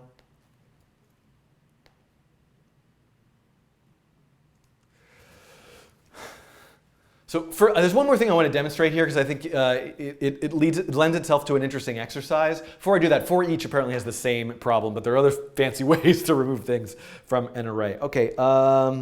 Maybe I don't need to say that. Let me hold on. Do I really want to? I should have just finished. Let me do this extra thing, and we can decide whether to include it or not. Before I finish, I want to add one. I'm just going to redo this example a little bit just to demonstrate one thing. I'm going to put it back to the version of it which had me where I added bubbles whenever I drag the mouse. So I'm going to say mouse dragged, and I'm going to I'm going to add bubbles at the mouse. And something like, just give them all the same size, just for simplicity right now. So what this should do is get me back to this. I'm kind of drawing with these bubble objects. The reason why I'm showing you this is this, I think, might allow you to be a bit more playful in how you think about removing. For example, one thing I could do is I could say just if bubbles.length is greater than is greater than 10, bubbles.splice 0, 1. So I'm saying like, hey, only ever have 10 elements in that array. And maybe I could use shift there to like remove just the first one, and you can see this gives me this kind of like snake-like thing. But notice as I let go, each one of these is still an individual object. Now, I've lost the clicking on it thing, and I can come back. So I think there's some more possibilities. There's almost like a little object that's like a little thing that's storing its history. And the reason why I thought of this is I have another video. This is a kind of a hard exercise, but something you could think about. What if this were its own object and you had a bunch of these on the screen? So I have another video about objects storing their own path that I'll link to from this video. And so hopefully now you've got some ideas about how to remove things from an array. Thanks for watching.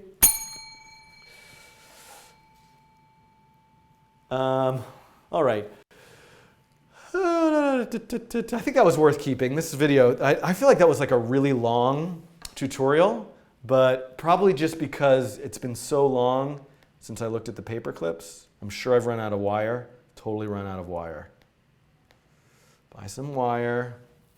What can I get? Let's get some more truss. What I want is, I really want the thing where I can automatically, but I'll do this. New slogan. Oh, marketing effectiveness. So this is all good. Now I can add another processor and some more memory. I can buy some more wire. I can buy some more auto clippers. Really, I can lower the price a little bit. Raise the price. There we go. This is good. Oh, raise the price again. Buy some more auto clippers. Now I'm just clicking on stuff with no. Oh, I have more processor, more memory. I really just want the thing that I can buy the wire automatically. Then I can let this go. I'm at like 17,000. I think my inventory is kind of stabilized. That's good. Buy some more wire. Buy some more wire. Buy some more wire. Buy some more wire. Buy some more wire. And then I'm going to go back to the tutorial stuff. All right. Get a little bit more auto clippers. Okay, that's good enough for right now. That wire will hopefully last us. My inventory is stabilized. Let's go back. The wire buyer comes at 7,000 operations. So actually, I just need to get this memory up to 7. All right, all right. Oh yeah, 7,000 is down there. So I definitely need that. Okay, so let me talk about what I'm going to do next. So I have hopefully like a little less than an hour left, but I want to go back to the chatbot stuff. And I'm going to use this library called p5.Speech. So p5.Speech, and so let me get this stuff out, view on GitHub. And I'm going to go back to my chat. So that's going to be enough for the object stuff today. I still have more of those to make, but I feel like I like to be able to do both courses in the same live session. So now I want to go to make a,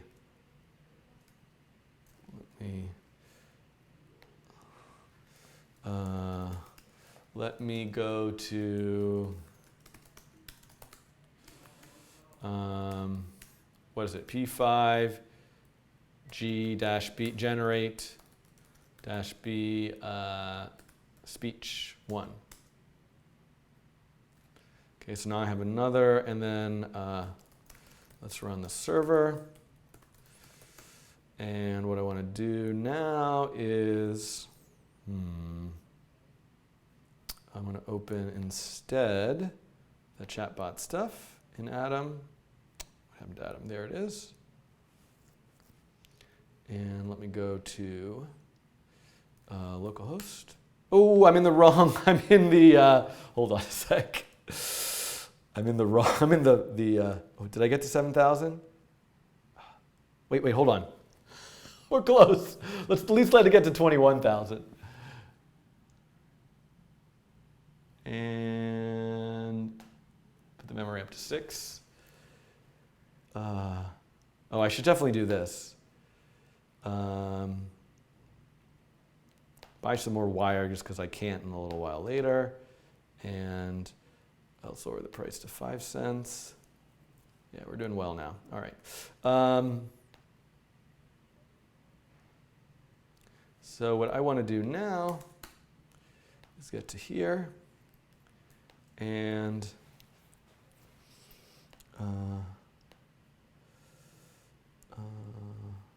just get rid of this and say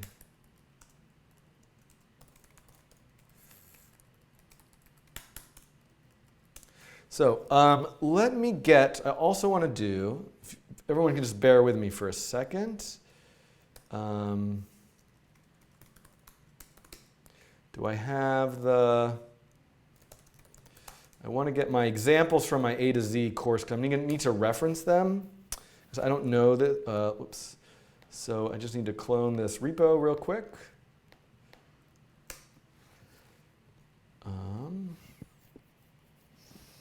And let's just see quickly. Put this in here. Let me just briefly see chatbots, speech basics, sketch. Let me just make sure this example works.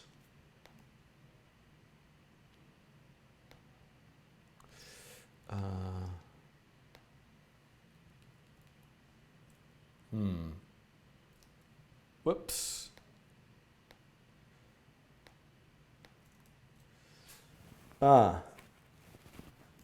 It's not loading the library, p5.Speech, because I made it a submodule because I'm a lunatic. Hold on, everybody.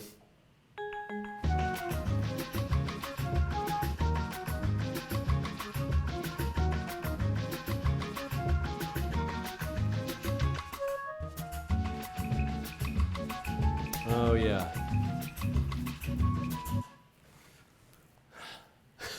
Oh, I know what to do. I'm going to do this in a bad way, but it'll be fine. So I need to get the P. I forgot that I didn't update this, which I wish I had.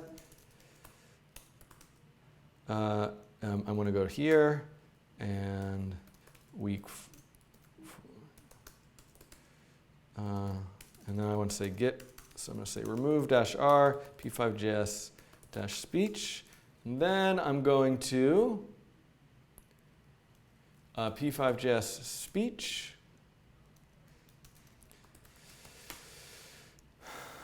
One of these days I will get all this stuff ready beforehand.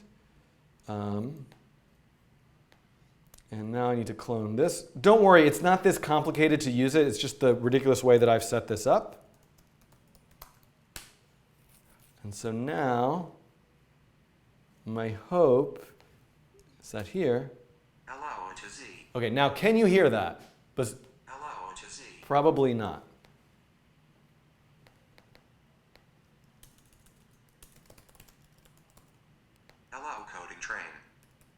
So I need to fix the sound settings here.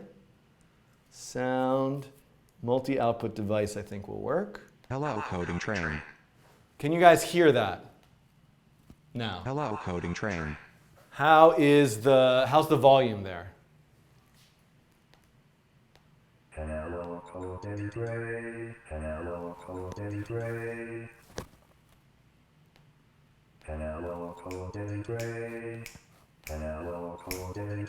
Hello. Hello, cellos.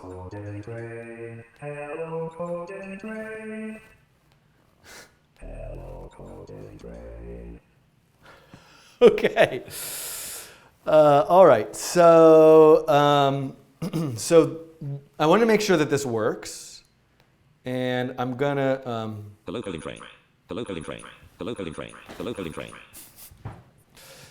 All right. So now what I'm going to do is do a tutorial about the speech library. I'm going to build something like this, but not as fully fleshed out. And so this, having that open is great. Having this open, I can close this. This is the thing that this is the window for what I'm gonna code. I can close this. I can close this. Okay. So, Simon is saying the sound is layering over itself many times. So just to confirm, if I refresh this page, Hello to Z. it's normal. Read the chat. Hold on, the audio is coming from two sources now. Well, because you're hearing it through my microphone also? Yeah, I can't really. The problem is I can make this quieter. Hello to Z. All right, I have an idea. I kind of need to be able to hear it, otherwise I don't know what's going on. But I can change this volume. Hello to Z. Hello to Z. So that's probably not so bad. Hello to Z. Once I lowered the volume of my laptop, Hello to Z. is it okay? Yeah. All right, I kind of want to make it a little bit louder because I can barely Hello hear to it. Z. So let me just try to make it a little bit louder.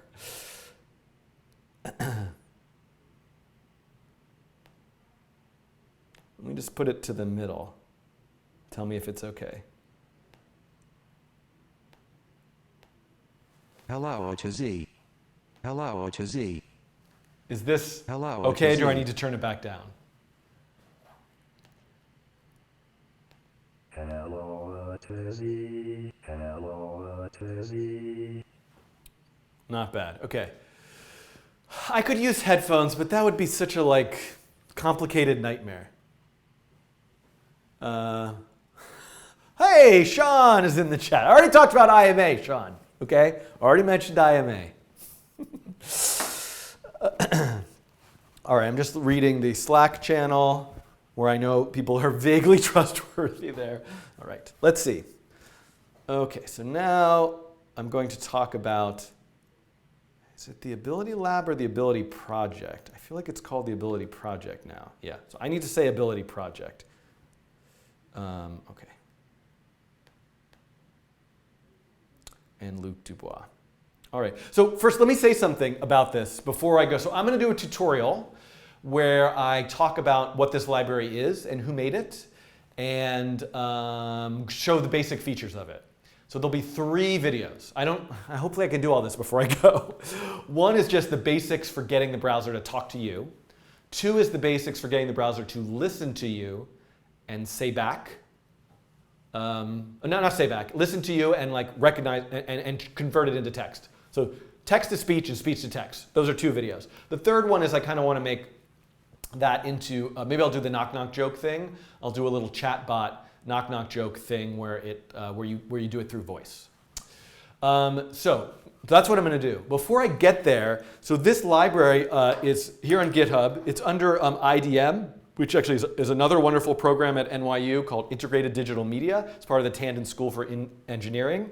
Luc Dubois, who is a wonderful artist, I encourage you to check out his work, is also is a professor there, actually a director of the IDM program, and created this library, p5.Speech.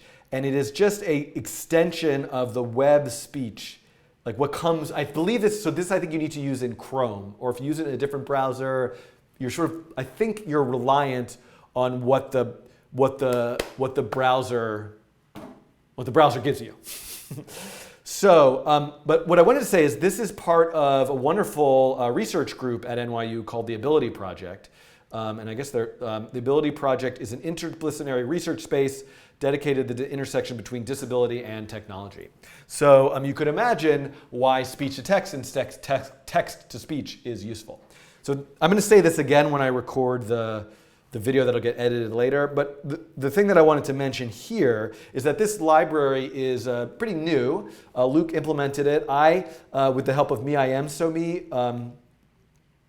recently just like changed some syntax stuff to make it fit more a bit with the p5.js style. But this library could use probably some help. I think there's some issues filed. Maybe you'll find some bugs if you're using it. Would love people to help contribute to this library.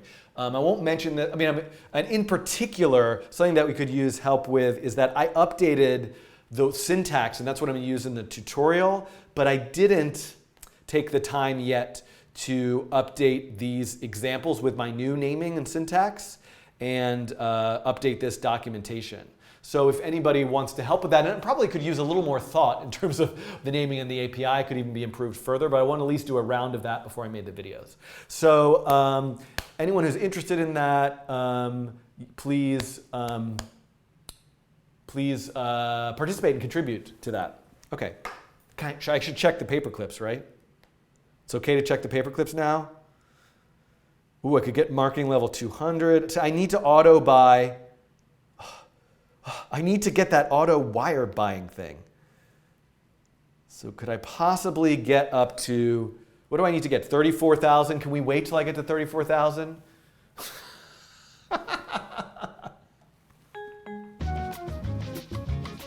We're making paperclips today. Paperclips today, yes, we're in the factory. 33,000 paperclips we have made.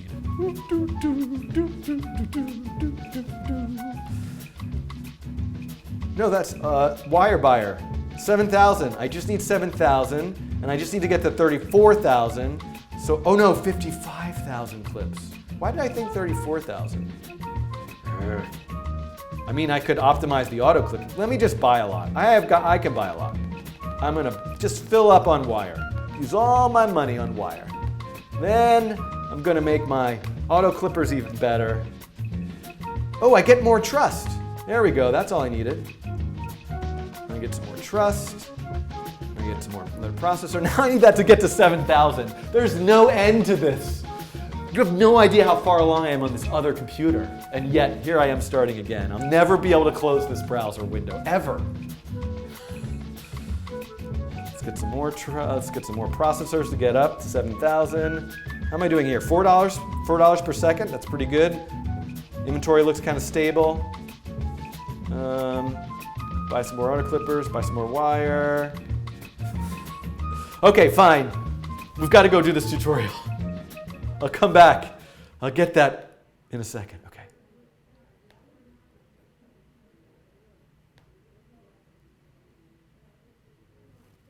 Okay, here we go.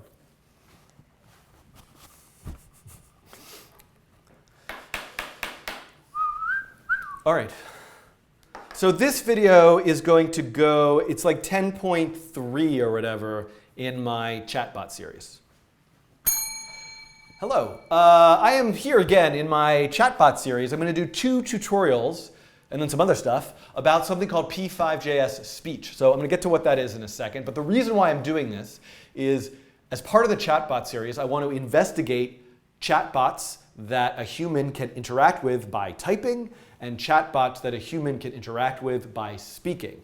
And so in order to do the speaking part without purchasing some kind of proprietary device from some company that's supposed to be your assistant or something like that, which I will look at later eventually. I want to see if we can do this in a bit of more of an open source way. We looked at RiveScript. Can we converse? Can we talk to the browser, the web browser, have it listen to what we're saying and talk back to us? And the answer is yes. And so there's a library for p5.js, which was created by Luc Dubois from the Integrated Digital Media program at New York University's Tandon School for Engineering. The Ability Project is part of the Ability Project's research, which is an interdisciplinary research space dedicated to the intersection between disability and technology. So it's a great program. It's a great research group. You can imagine why speech to text and text to speech could be useful in this area for accessibility of different tools that exist on the internet. Okay, so which is a really important topic. So, but I, in this video, just want to kind of learn how the library works and kind of do a few playful things with it. So this is the web page for the library. I recently made some changes to the API, the naming convention of some of these functions. And so what's here right now might actually be different than what you see when you go to this page. But so I'm going to use this new naming. Oh, and this is a demonstration, but I'll come back to that. All right, so let's first look at how easy this is to use, which I think it is. It is. It's easy. It's going to be easy. And I just realized I'm going to pause for a second because what I want to do is grab the library. Separate file, desktop, oops, chatbot, speech 1, libraries. So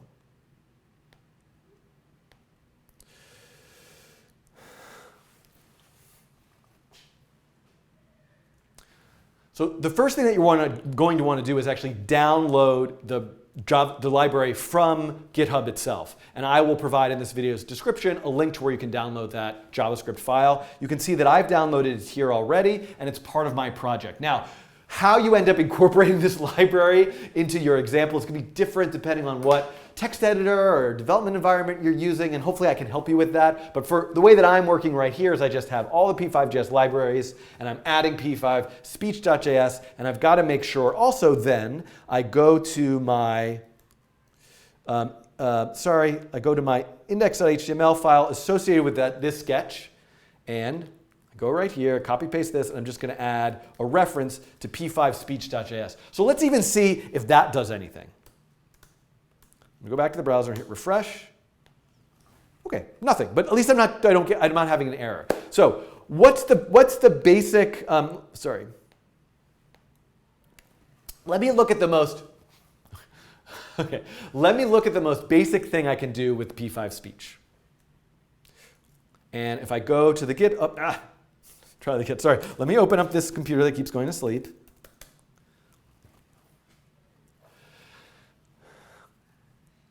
Let me look at the most basic thing that you can do with the speech library, which is just have the browser speak. So if I go to the GitHub page and I look down here, this is kind of just a little bit of code. So I'm going to grab this. I'm going to go to my sketch.js. In setup, I'm going to add, and I'm going to change this to let, and I'm going to have it say coding train. So what I need to do, and I think this is going to be okay, but there's a variety of issues that I'm going to show you and things that you could do. But just for the basic idea, I need to create a p5.Speech object. Voice equals new p5.Speech. And then I just need to call voice.speak. Let's just see if this works. This is something I'm going to show you in a minute. Coding train. Did you hear that? Coding train. It speaks to me. Yay! Okay, so that's basically it. So one of the nice things is I'm done. Like if I have some text, I could have a whole interactive system when I click the mouse or I do this button or whatever, then it speaks. And it doesn't speak. It could say anything. The text could be generative. It could use any of my weird, crazy, like generate poetry examples. But the reason why this is not going to just end this video right now is the library actually provides a bunch of other features. Now these features are dependent on the web speech API. And if I understand it correctly, you're kind of limited to what the browser supports. So which voices are available, does it actually work? So I'm doing this all in Chrome on a Mac, and I imagine some of you might try this in different browsers and different operating systems, so let me know what works and what doesn't work. Maybe we can contribute to the library if it doesn't work in a certain browser to help it work. But again, the browser has to support the web speech feature. And okay, but one of the things you can do is actually change the voice. So let's look at how I might do that. So I think I can say something like console log voice.voices. So in this voice object, maybe I'll call this speech, just to be less confusing. There is a property which is a list of all of the different voices that are supported. So let's hit refresh and look at this. Oh, voice is not defined. Oh, right, speech. Coding train. But look, it's empty. So here's the thing. You don't have to wait for it to be ready if all you want to do is use the default voice. But if you want to try a different voice, you need a callback, an event callback that says like, hey, I've loaded all the other possible voices. And the way that you do that is by passing in an argument to the new p5.Speech constructor. I can say something like voice ready. Then I can write a function called voice ready. And in that function, I can console log speech.voices. I think this is going to work. Coding train. So now we can see this whole list of voices. And there's a lot of them. Like there's 82 of them. And what's one that I might want to be interested in? Look, they all have names. So we can look here, and the name is actually important. It's the key word you can use to assign a different voice. So I happen to know there's one called cellos, I think. So one thing I want to just add here is I'm just going to add the mouse pressed function. And in the mouse press function, I'm going to say speech.speak coding train. So let's just make sure this works. Oops. So now I need to make speech a global variable. Let speech. Timeout.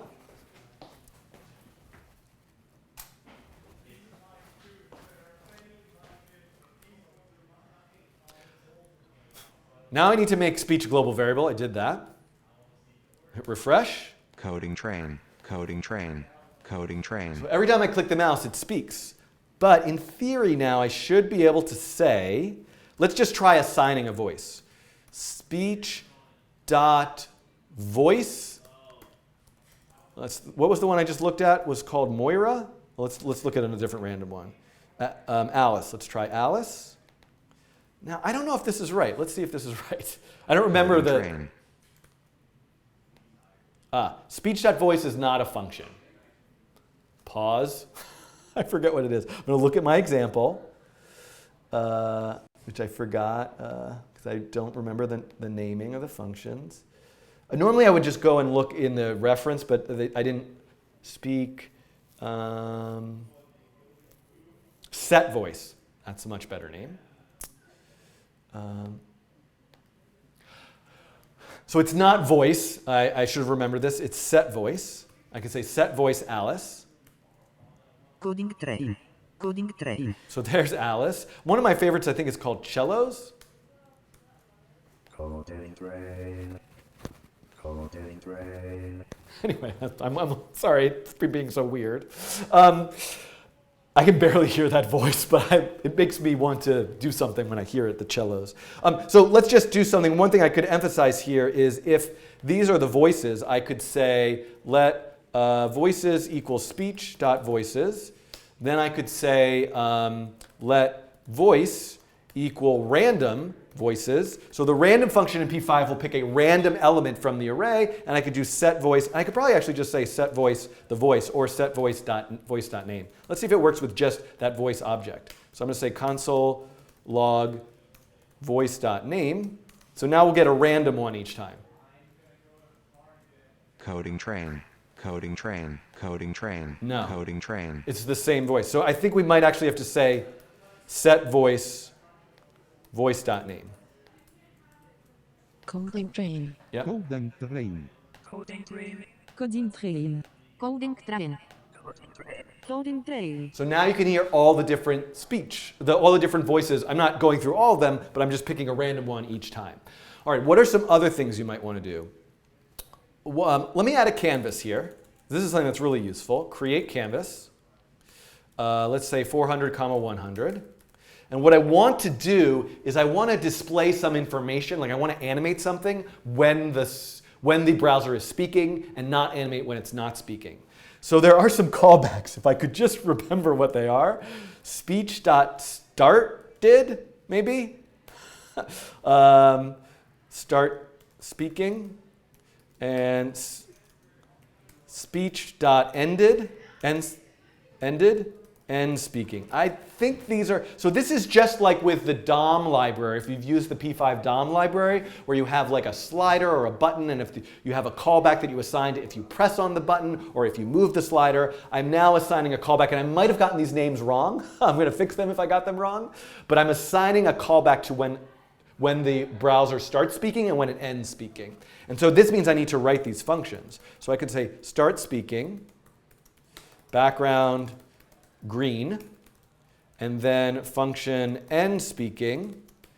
And this is, I'm not doing anything sophisticated in terms of the draw loop or any animation, but you could imagine doing something background 0. And let's say background 0 when it starts. So now if I load the page, Coding train. oh yeah, it's working. I have this train. whenever, Coding train. so that canvas turns green Coding train. whenever the voice is speaking. So that's a useful thing you can do. And the other thing you can do, which is kind of nice, is you can change 3 things: the rate, the pitch, and the volume. And I believe, so I believe it's like set volume. So if I made it like 0.1, it should be very quiet. Set rate.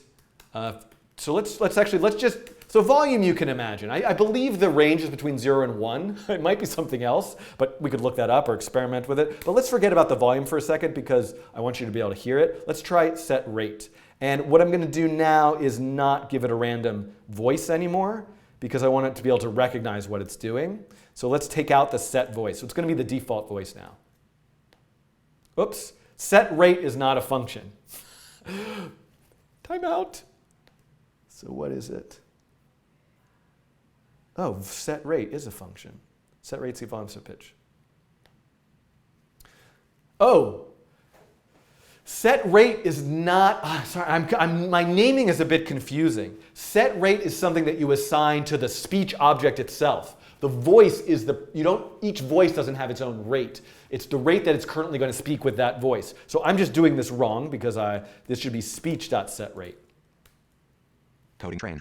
Coding train. So you Coding hear that's train. twice as fast, right? And if I were to say 0.5, Coding train. Coding train. it's much slower. And then I can Coding train. also say speech.setPitch. I don't know what the range is for this. I'm going to just say 5 just to see. Coding train. Coding train. Coding train. train.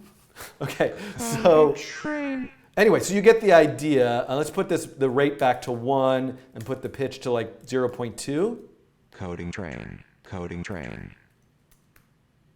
Uh-oh. Coding train. I wonder if I need to give it a negative number? Coding train.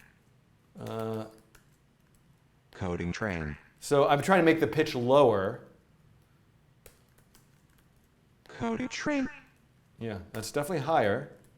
Coding train. So I wonder, and 1 would be the default, I assume, right? Coding train.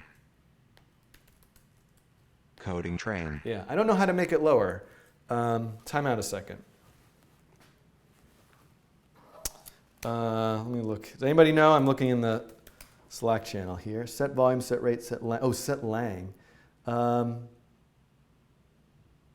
Set voice. Doesn't seem to use anything from. Oh, there's a list voices function.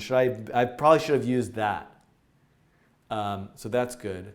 Do a fraction. Try decimals, right? Because in my demo, I'm pretty sure. Let me look at this for a second. Hello to Z.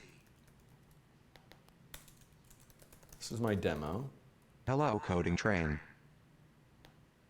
Hello coding train. Oh, Hello coding train.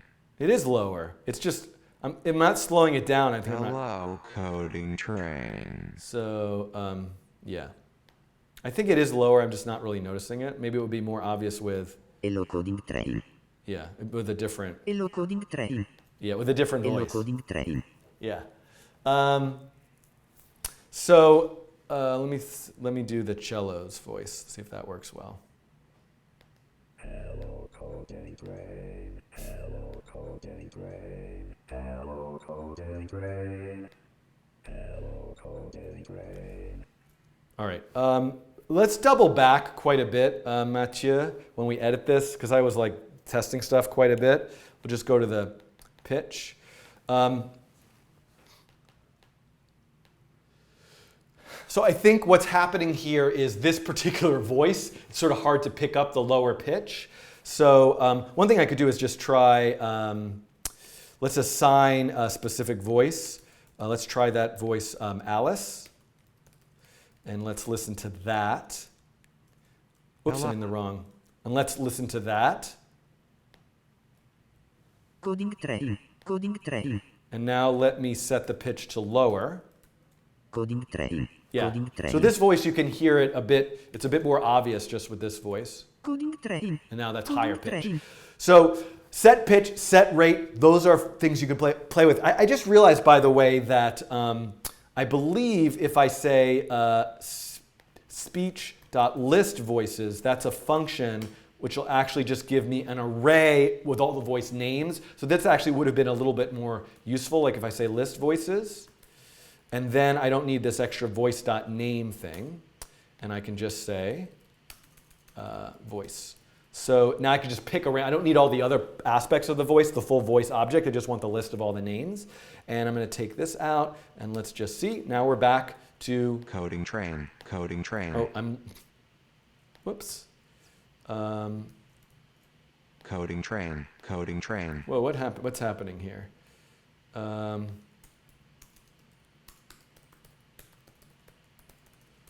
What just happened here? Coding train. Whoa, am I like editing the wrong sketch? Why is it printing everything out?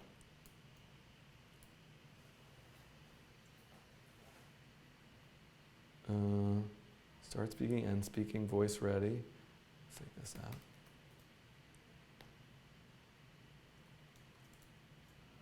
Coding train. Line 26. Oh. Oh, this is not, I did something wrong.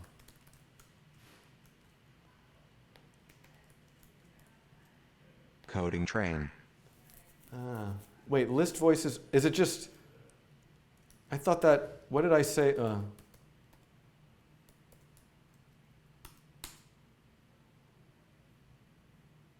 Oh, it just lists them in the console. It doesn't actually return the array. Oh, so never mind. Forget that whole thing. I mean, that might be a nice thing to, probably makes sense to adjust the library to return the array. That's just doing a thing to print to the console. I didn't realize that. So scratch that whole little like spiel I gave. And let's just, and I don't need a second. It is a little silly that I made this like separate variable. Whatever. Okay, sorry. Where was I? Sorry, so scratch that whole part. Coding train. So let me put it back to where it picks a random voice. And, sorry, hold on. This was commented out.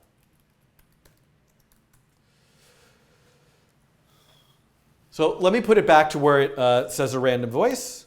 So now the code, this is the code that I'll release. With a different, different voice each time. But I want to show you, I have another example that I'll link to, which actually, sorry, pause. Why did I close it? Hello to Z.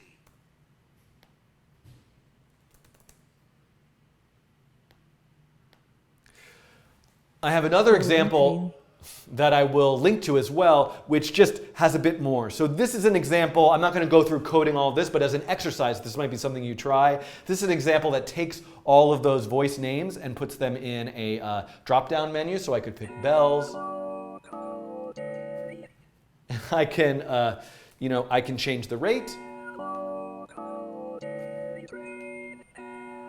I can change the pitch. This one is a weird one to do. Hello coding screen. Hello coding screen. Hello coding screen. It's catching up. I pressed the button too many times. So the cue of it speaking, I kind of. So anyway, so I encourage you to check out the code that drives this particular demo. There's some other examples that are part of the p5.js GitHub repository. I mean p5.js Speech GitHub repository as well. So see what you can make. Make something that talks to you in the browser and let me know how it is. In the next video, what I'm going to do is have the browser listen to what I'm saying and print out in the browser itself what I'm saying. Okay? So this was text to speech, right? And I want to do speech to text in the next video. Thanks for watching. All right, so what did I miss? 0.01 to 2, thank you for clarifying that stuff for me. All right, where are we? 5:15. Ooh, I want to try to get through this. So I definitely want to do the, let's check the paper clips.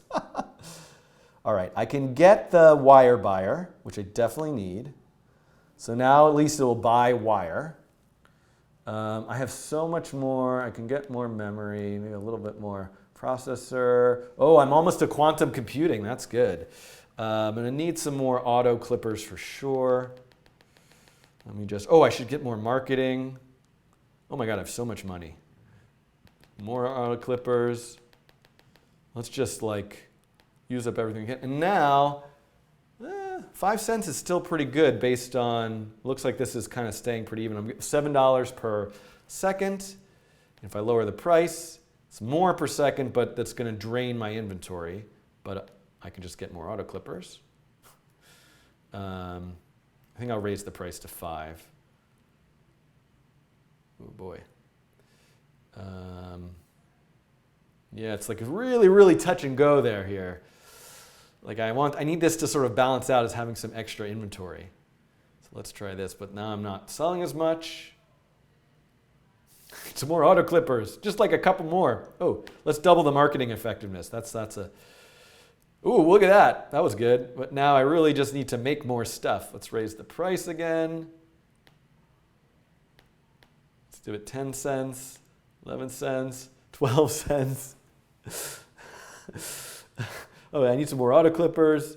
Okay, then I'm gonna have to leave this. Where are we? 154,000. Okay, let's go back to speech to text. All right, that's pretty good. Oh, hello. Are you still watching? Are you still there? Could you possibly still be there? 200K. All right. All right, where's my water? You know what the problem is? I'm not staying hydrated. So I need to do P5 text to speech. Let's do that.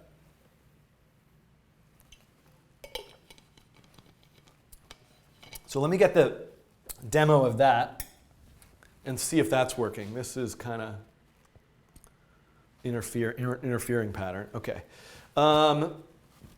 Let's go here. Hello.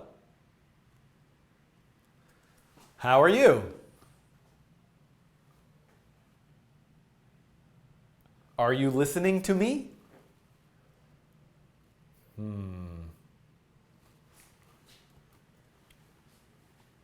1, 2, 3 test.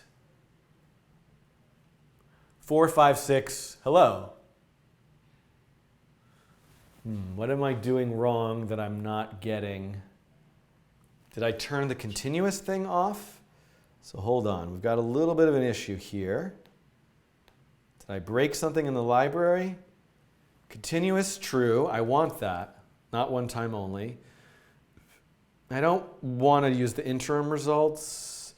Is this not actually setting, hold on. Did I mess something up in the library? Where it's not actually doing it, oh, look at this. So I messed up something in the library. So there's probably a bug in the library that we're going to have to pull request, but I should be able to fix this now. It's my fault because I made changes to the library. And what I'm looking for now, I'm going to try to fix the library. Oh, callback. No, wait. So where's the, okay, hold on. Set, what was that function called? Where am I here, right? Nope.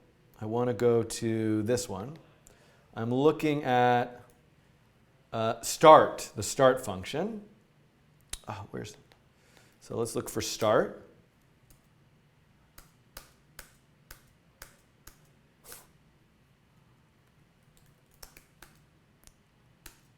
So there it goes. Oh, I could have sworn, I don't know, I must have messed this up. But this is the definition for the start function, and what I want is continuous and interim results.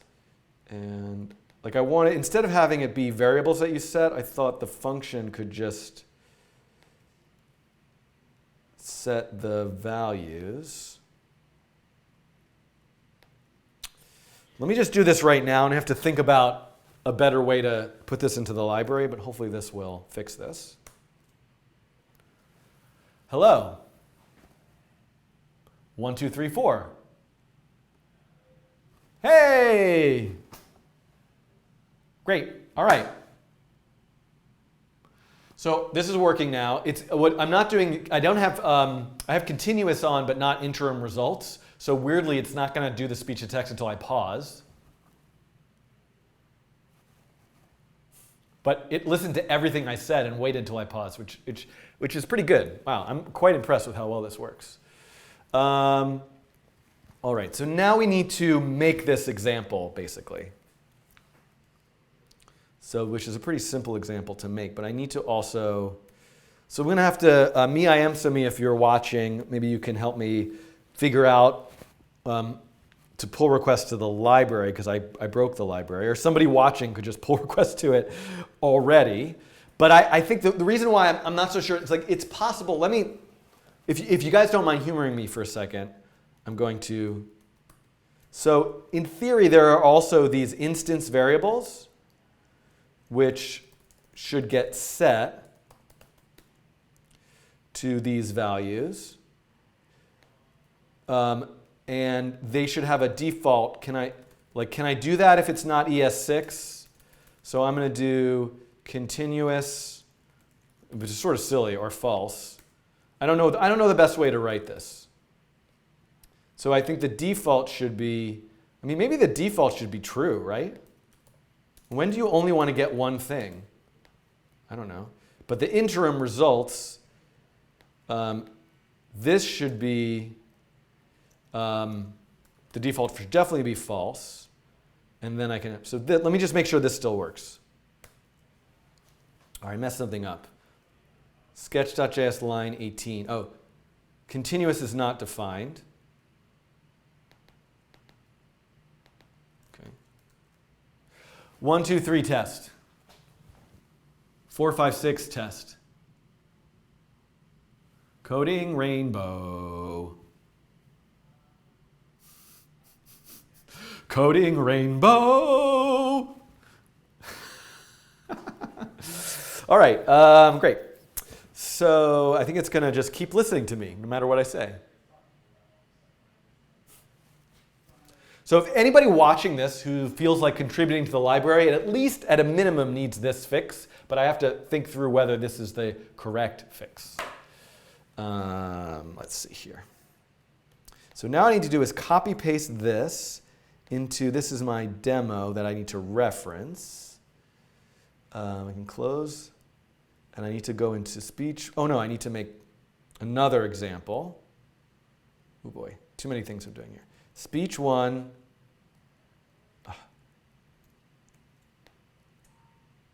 Speech recognition, let's just do that. This is speech, speech to speech, speak.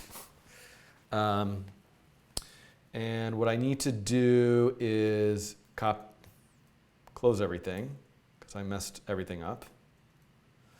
Don't save.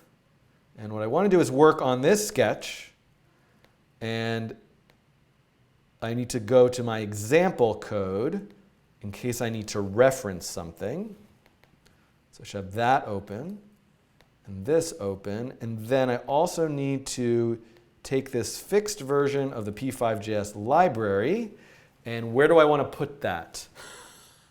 I want to put that in the example that I'm building now in libraries here. Okay. I think I'm okay. I think I've done everything that I meant to do. Save, close. So this is my reference. This is what I'm going to make. Okay. So I need to get rid of everything here.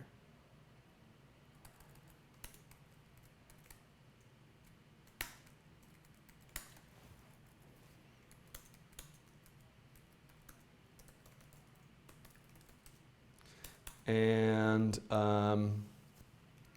let me look at this code just so I remember. So I make a new p5.Speech recognition object, I give it a callback, then I tell it to start with the properties that I want, and then I just use the callback and we can investigate what's in there. Okay, great. This is going to be really easy, actually. This is going to be a pretty short video. I almost don't need that, but I'm going to leave it there to reference. And then I need to go back to the browser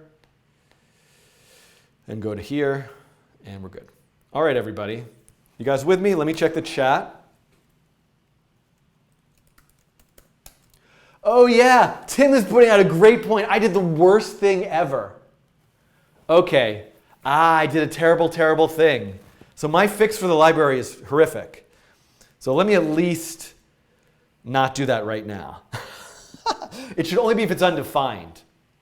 So let me fix this. This is worth looking at right now. So this is terrible, because if I pass in false, because I want continuous to be false, that's going to value to false. It's going to set it to true. So this really doesn't work. I need to say if continuous equals undefined. That's if I didn't give it an argument. Then I could set continuous if I wanted to make the default true. Maybe the default should be false. And then this.continuous would just be this. Right? This should fix it. Again, I'm not suggesting this is the most elegant solution, but this should be, if you didn't bother to define it, then set it to true. Otherwise, if you defined it as false, it will be false. Okay, I think that should fix it. I'm just going to kind of hope that I did this correctly. Why is it? Oh, because I was looking for or. Okay.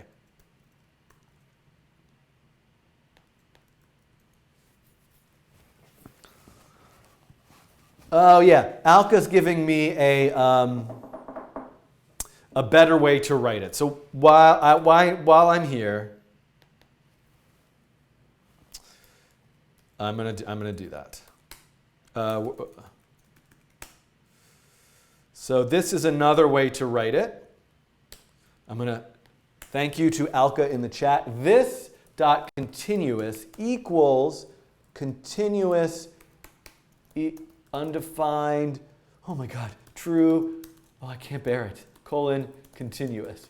I'm going to leave that commented out because I might have gotten it wrong, and I'll come back to looking at that later. So what's that operator called, the question mark? And I am trying to use ES6, but the p5.JS project hasn't fully adopted ES6 yet, so the libraries are often written with previous to ES6 syntax. So while I'm working on this library, I'm just keeping with the ES5 stuff. All right. Come on, let's make this project. I'm a little worried that I'm going to just turn the camera on and off so it doesn't do it in the middle.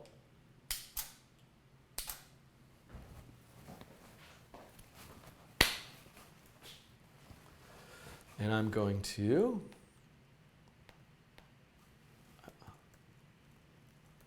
have I might as well have the example running while I'm talking, because that'll be kind of interesting. Whoops. Oh, God. Speech recognition. There we go. Hello. And welcome to a video about, oh, I put the mouse in front of it, about speech to text or speech recognition. So this is part 2. The previous video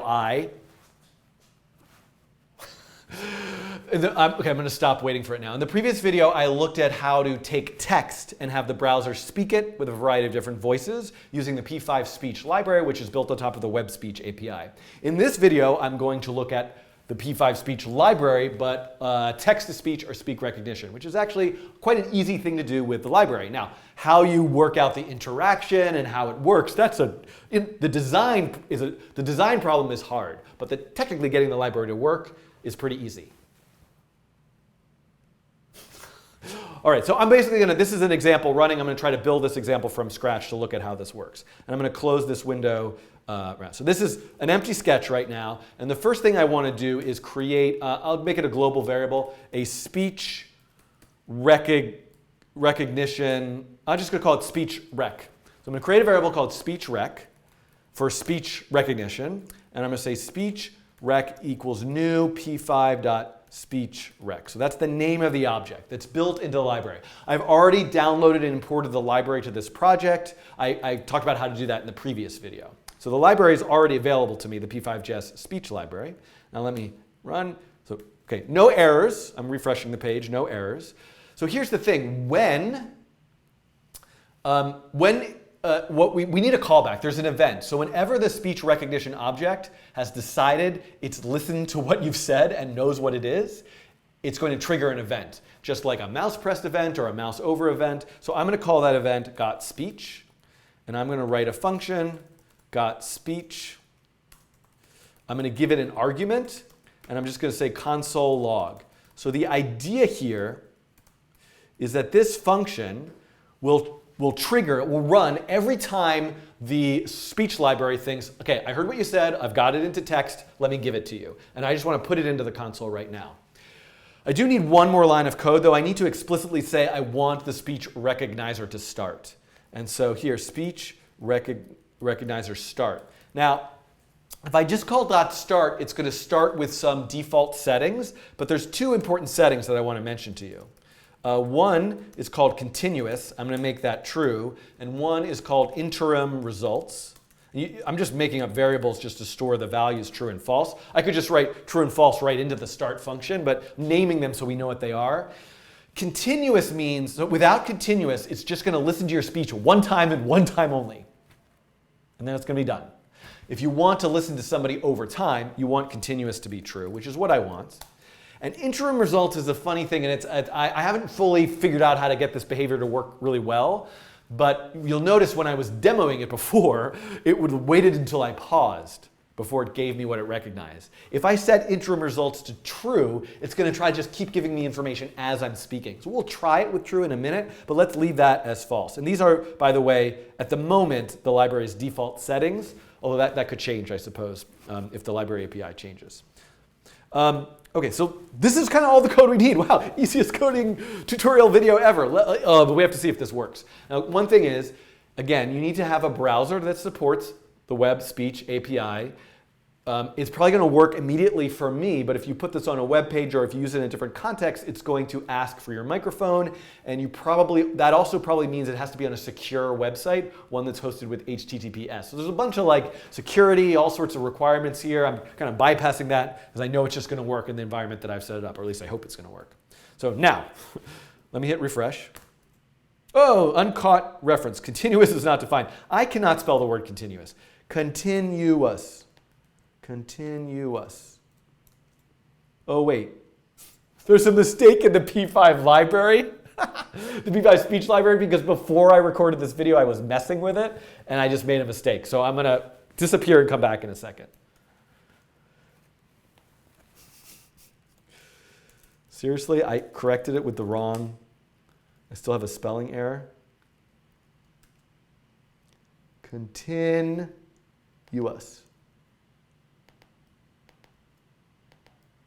Okay.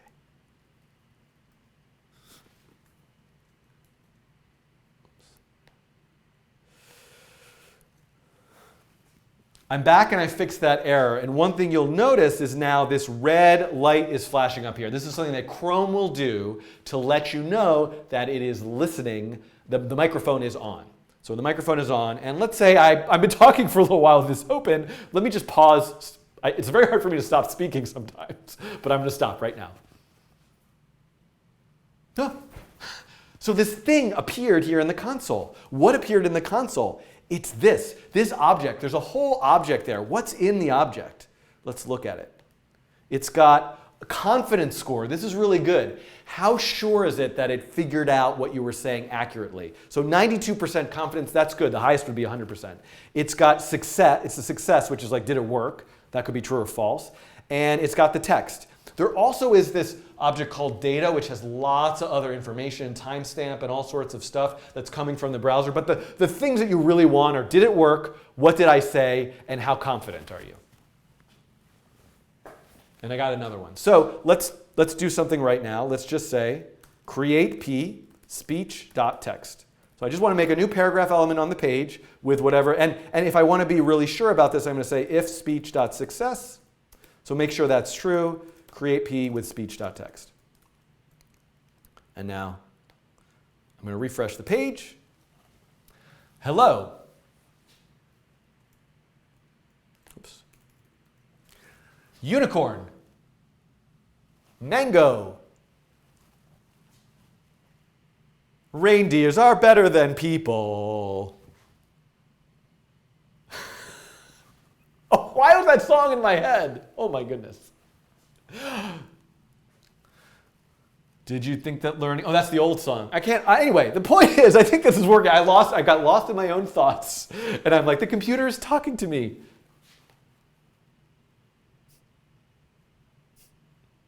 I think it stopped working. Oh no. Okay. So maybe it just didn't have success a couple times. So you get the idea. Interesting. Okay. We're in good shape here. You know what actually is happening? When I look this way, I think I'm kind of quieter than when I'm looking. Anyway, okay. Let's try, just was one more thing. Let me refresh the page. Let's see what happens when we set interim results to true and see what happens. Let's just see. I am now attempting to get interim results. Oh, it wasn't auto-scrolling. So you can see now I'm making a new paragraph. And so this is like it's continuously giving me more and more stuff. So this would be interesting, like as it's like trying to interpret it. Whoa, this is crazy. So this is interesting to try. You can see what I'm like losing my mind here. It's not, the paragraphs aren't scrolling automatically. And all work and no play make coding train dull. It's behind. So I'm going to stop here. So you can see this is the basic idea. Now you could probably do something much more creative with this in terms of how this fits into an interaction scenario. But the core basic ideas are start listening, and whenever it's recognized something, you've got data back. You've got confidence, you've got the text, and whether it worked, and some more stuff too. And how you display that information back to the user is your choice. So I'm going to do a coding challenge where I make a chatbot that listens to what I say and then replies with, listens to what I say with speech to text and replies with text to speech. And that will be in the next video in this playlist if you're in the programming with text playlist. See you soon. Paperclips. Why couldn't I remember that? All right. I don't know if I really have time to do this. Do you think I could do this coding challenge? Well, I'm at 300. Okay, let's work on the paperclips for a little more. I can definitely get some more auto clippers here. And I have so much unsold inventory. I'm going to lower the price. 42. How much trust do I have? 18. All right.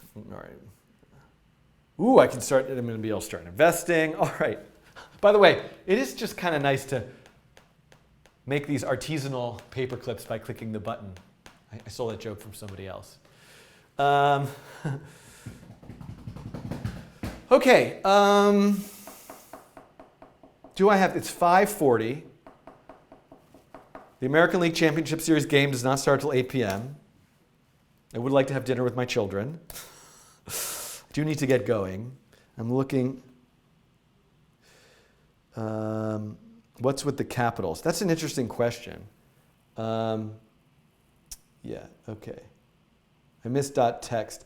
So before I move on, by the way, I borrowed that artisanal paperclip joke from somebody else on Twitter who made it. That wasn't my joke. But it was a good one, so I had to borrow it. Oh boy, I got to raise the price. I need more auto clippers. Oh no, I definitely need this. 500. Oh, now we're cooking. I just, like, I just want a big box of actual real paper clips, right?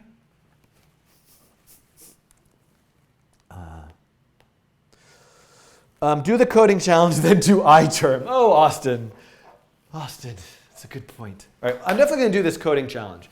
So the question is, can you do a video on using speech to text to do activities like your computer, like play music?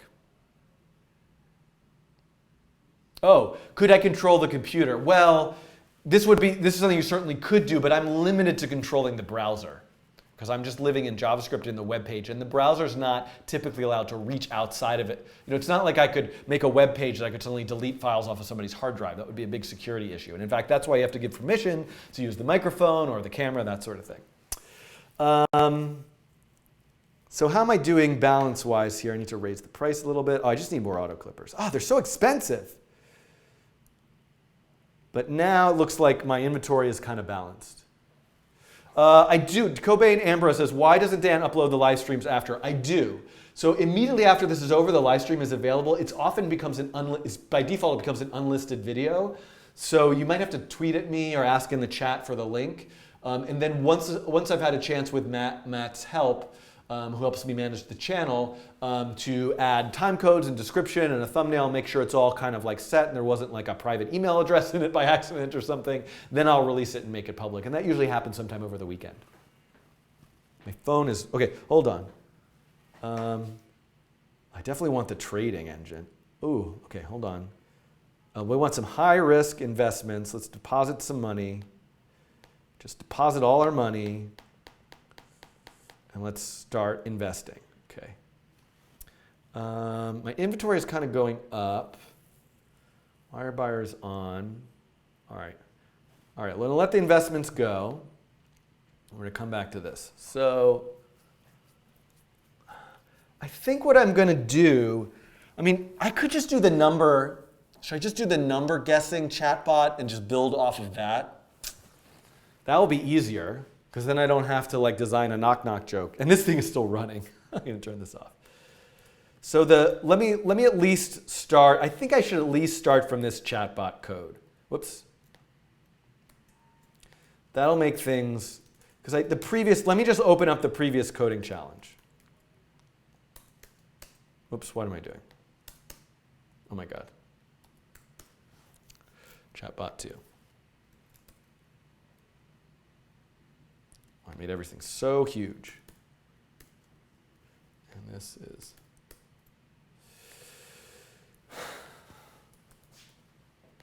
Oh, you know what? This gives me a chance to fix something that I messed up in the previous video.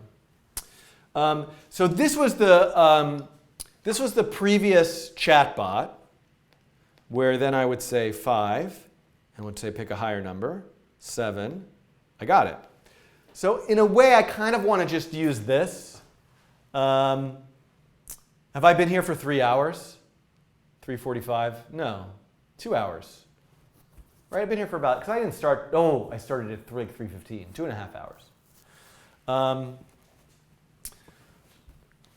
I just, you know, if you want to, if you want to assign the blame, did I mention it's Frank Lantz? Frank Lantz. No, I'm saying that. First of all, I love Frank Lantz. Who is Frank Lantz? You might be wondering. Speaking of, Frank Lantz is the director of the NYU Game Center, runs the MFA program. He is a game designer. He made the Paperclip game to torture me. I'm pretty sure he made it to torture me specifically. I mean, in some ways, my life has all this meaning now. Because at some point, I will get to the end, right? I will have made all the paperclips that anyone could ever have made. And then I will discover the true meaning of everything that is to be in life, right? Right? Right? Frank? Frank, are you here? All right. How do you guys feel about me? I think what I want to do is, I just sort of think that knock-knock joke is maybe a little bit better of a chatbot. So, but I could do that. So let me do that. Let me change to the knock knock joke. I just want to remember, because that's going to be easy to change and then have it speak. Okay. This is the last thing I'm going to do today for sure, besides read some random numbers. This is the knock knock one. So if I look at this, like the knock knock chatbot is pretty simple. Okay. All right. So now close all this out.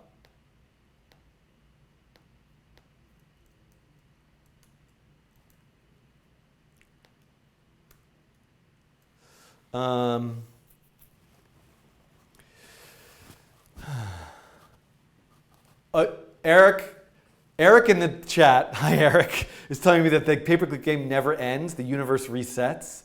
Is that actually true? Frank Lantz! Wait a sec. Like, what's the movie, The Wrath of Khan?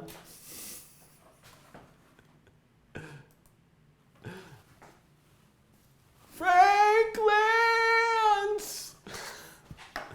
Oh, I'm getting a little dizzy. I think I may be a little dizzy. Everything's okay. All right, ready, everybody? We need some warm up here.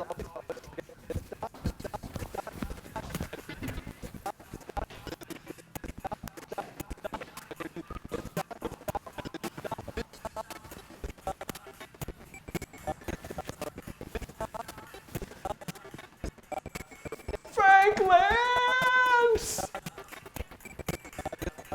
I need to pull the muscle of my neck. All right, let's do this. This last exciting chatbot. The music's messed up. I'm not worried about it. The sound is broken, but hold on. Probably because, but this is still working. And, oops.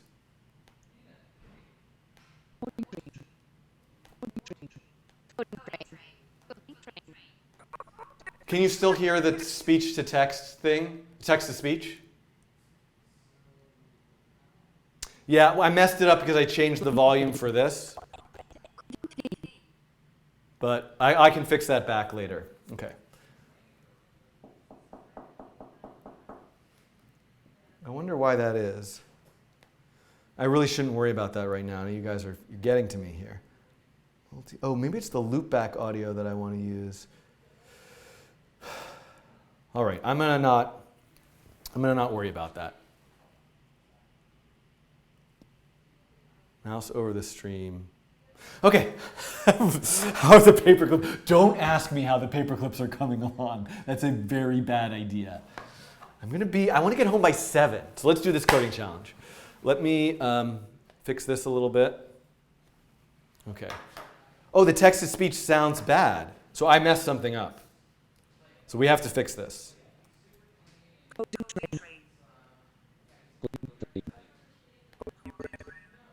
It looks like stuttering. Let me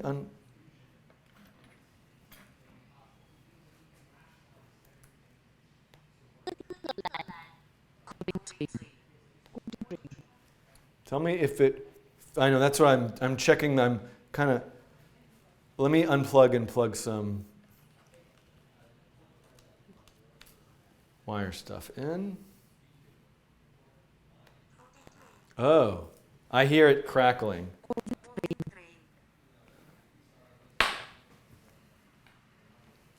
Did it fix?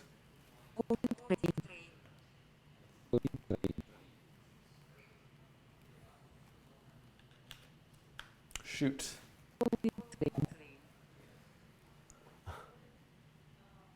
Let me see here. There's a couple other places I can try to check. Not fixed. Okay, thank you guys for letting me know.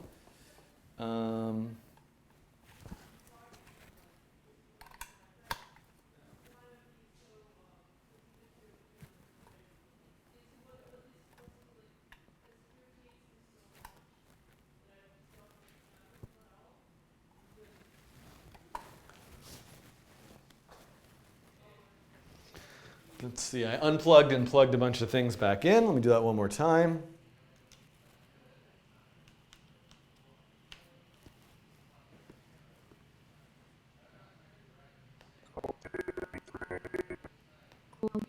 Oh, wait a sec. I'm so silly that I can actually, I'm waiting for you guys to tell me if it's fixed, and I forgot that I have a monitor here.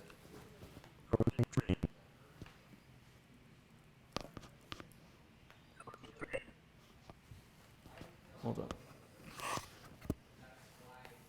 Coding train. Coding train. I think it's okay now. I'm hearing it fine.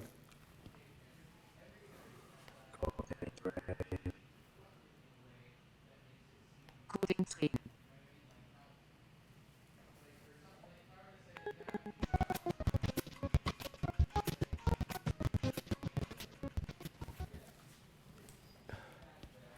So when I was listening to these headphones, you guys heard it clipping and stuttering?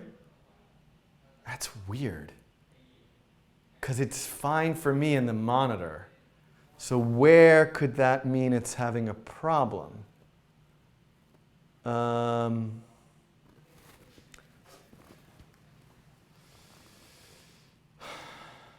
Yeah, I'm trying to think. I guess I could stop. I'm going to hit stop streaming and start streaming again instantly. I think it won't split this up into two separate streams. I'm sorry, everybody. This is so the right, physical issue, but this is in theory. No, you don't understand. What I'm listening to here is the final audio before it goes to stream. So something is happening. This is not connected to my laptop. This is connected to the live streaming computer, and this is the monitoring that output. So like I can hear myself talking if I put these on. Hello, hello, and I hear no issues.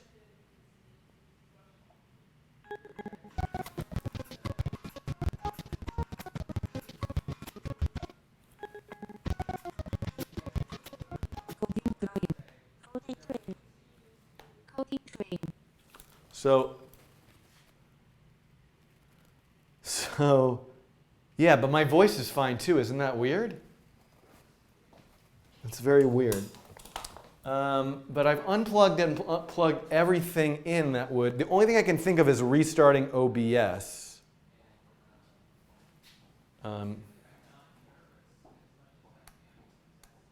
Yeah, what? But it wasn't doing it before.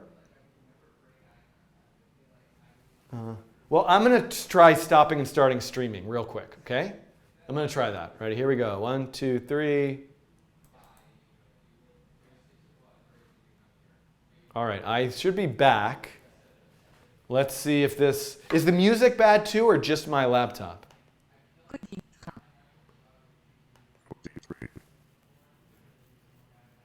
train.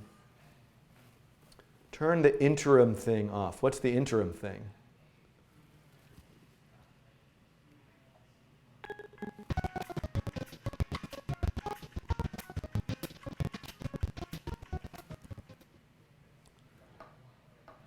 Am I back? Can you guys see me?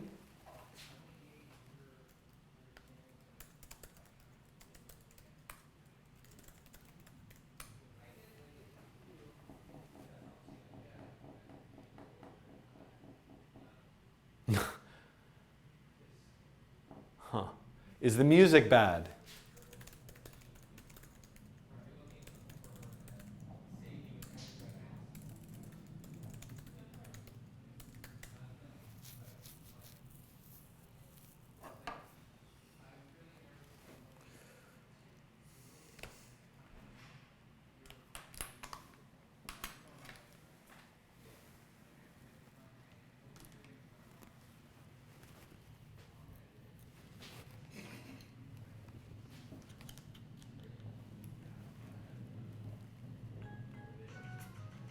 So now you can't hear anything.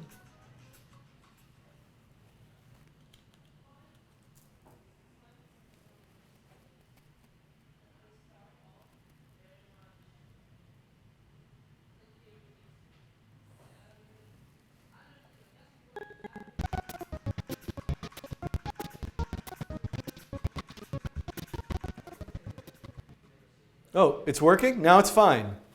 Okay.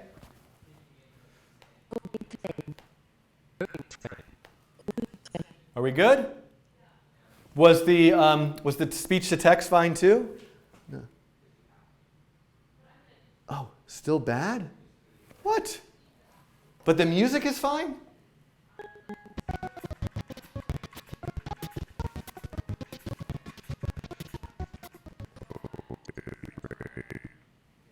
Why was it fixed? Why did everybody say it was fixed for a second?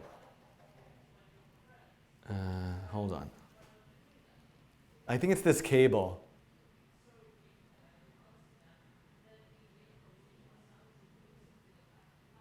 All right. I hate having these technical problems. Hold on. I need it.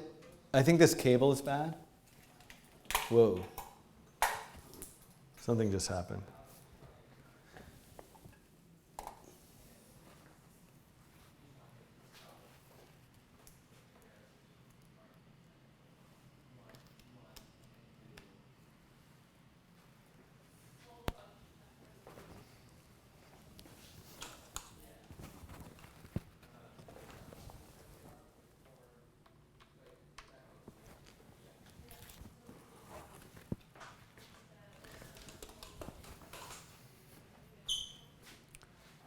Oh, a different mic picked it up. All right, okay.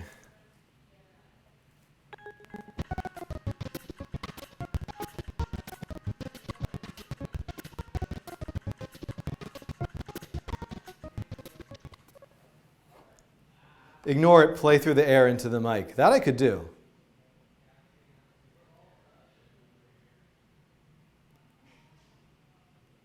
Still bad. Okay, so definitely if I'm going to do this, I need to, just out of curiosity,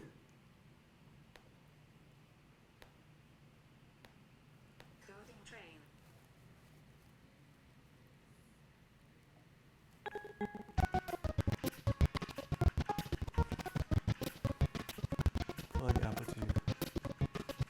I am plugging the output to YouTube on my... Did that fix the music by any chance? I'm probably just going to do it. Emergency Chrome extensions. Yeah, no. Okay. So I'm going to basically unplug this. Turn this all the way up. Holding train. How's that? Holding train. Holding train. Coding train.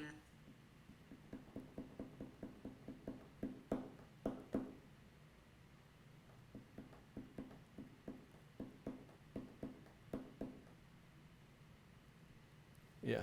Holding train. Holding train. Holding train. So now it's just coming out of my laptop speakers and being picked up by this mic. Which, if that's good enough, then acceptable. Then that's what I'm going to do. All right. Well, I lost all my momentum and energy. I am at 1 million paperclips, though. I kind of want to restart everything and make it work, but no, I can't play the music now. I mean, the music is non-existent. It's plugged into something that,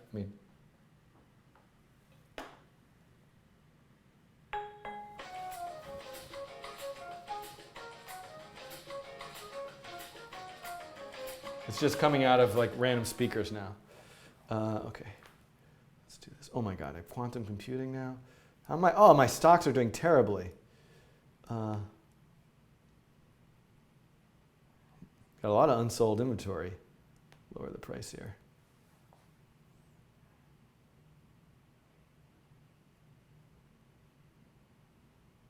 Let's just get some high risk money going. Okay. I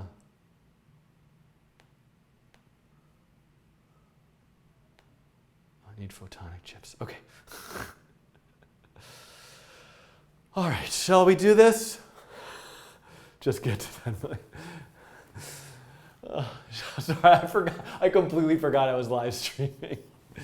All right, here's the thing. Should I just go? I think I'm going to go ahead and do this. The computer, I feel a little sad that the audio is going to be a little like not great. But I think we're just going to have to live with it. And I'm going to do this. Okay. Okay.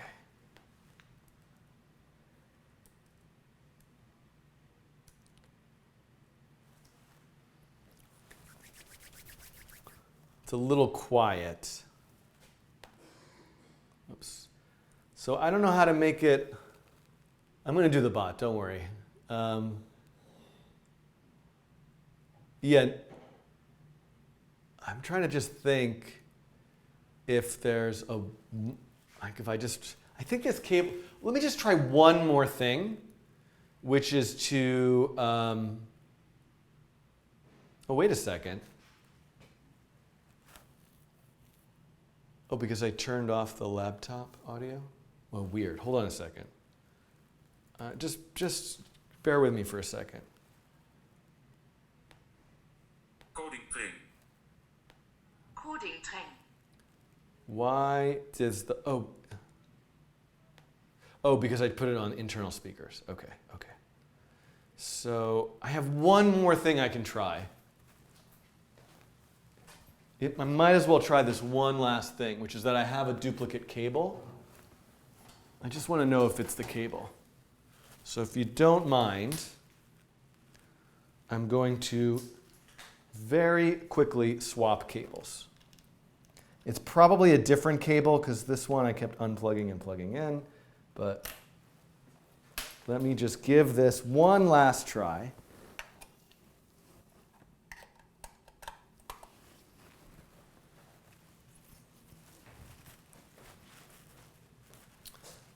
And then,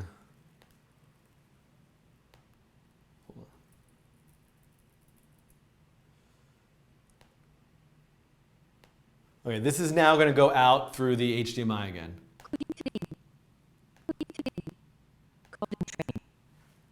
How's that? Hi, awkward dev.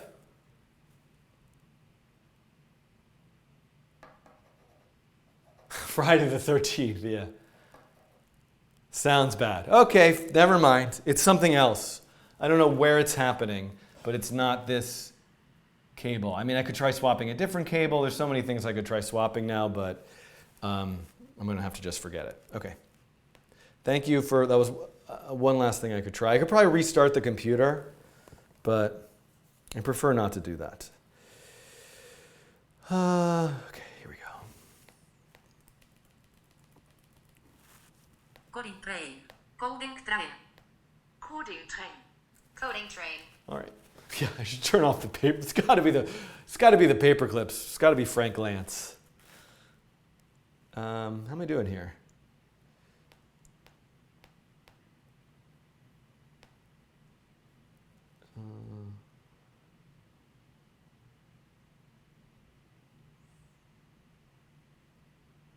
Oh, I really need to. I need to get this marketing going. This is ridiculous. Hold on, everybody. I know I'm distracted.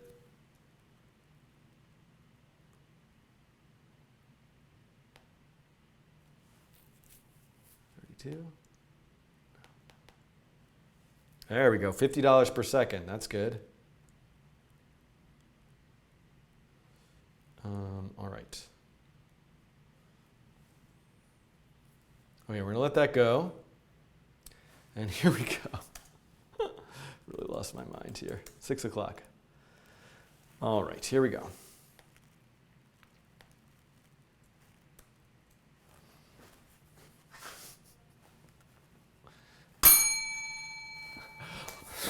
Hi, I'm going to do one more chatbot. I'm kind of going to do the exact same chatbot I just did. Maybe I'll change it from a number guessing thing to a knock-knock joke thing just to change it. But instead of me typing, guess a number between 1 and 10. Okay, let's try 7. Pick a higher number. Let's try 9. Pick a lower number. Let's try 8. I got it. Instead of typing, I want to interact with this chatbot through voice. So So I just recorded 2 tutorials about the p5.Speech library. One tutorial looks at text-to-speech, so having the browser speak with a voice, and another tutorial looks at speech-to-text, listening to what I'm saying and turning that into text.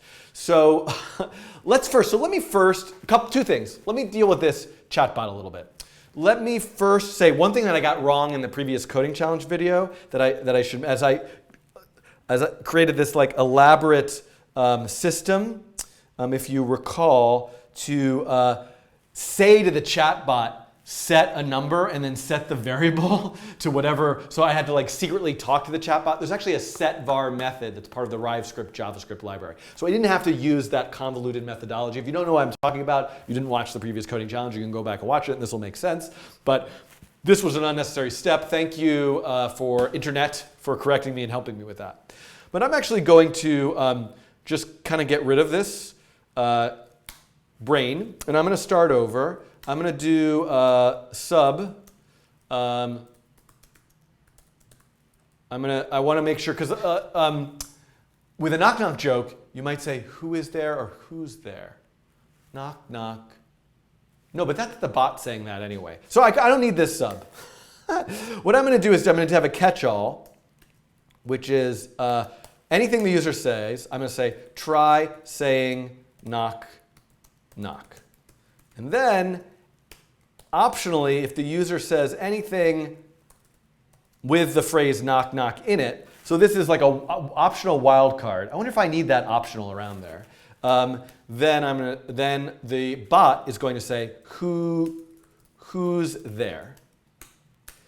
Okay, so let's just try this. And this is one of the examples from the RiveScript website. So I can say anything I want, and it's going to say try saying knock knock. And then I could just add knock knock. And it's going to say who's there, or I could say knock knock. And it could say who's there. Now, here's the thing.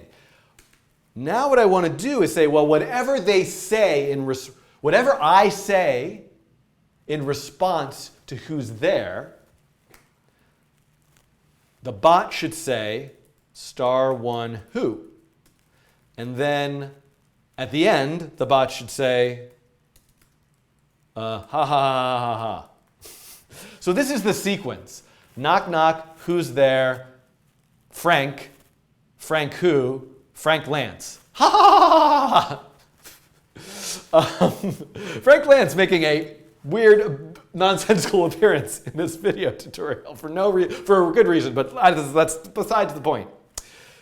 So here's the thing though, I can't have all these stars. What I need is something to help me sequence. And I'm kind of forgetting what the command is for sequencing.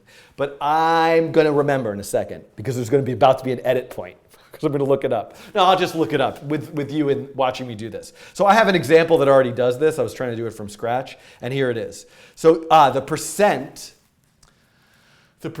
means if the last thing was who is there, then I say whatever who. If the previous thing was whatever who, then I can say, haha, that is so funny. So I need to add this in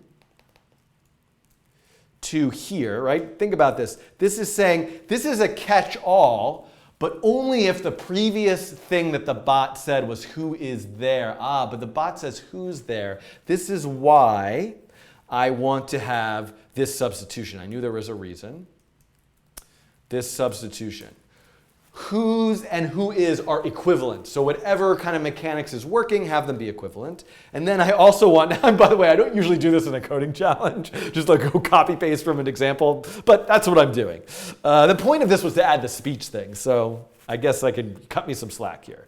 So then at the end, if the last thing was *who, now let's see, the order might matter. Let's see if this works. I put these in a different order than in the example, but let's see if this works. So let's go back to the bot, and I'm going to just type in some nonsense. So say try saying knock knock.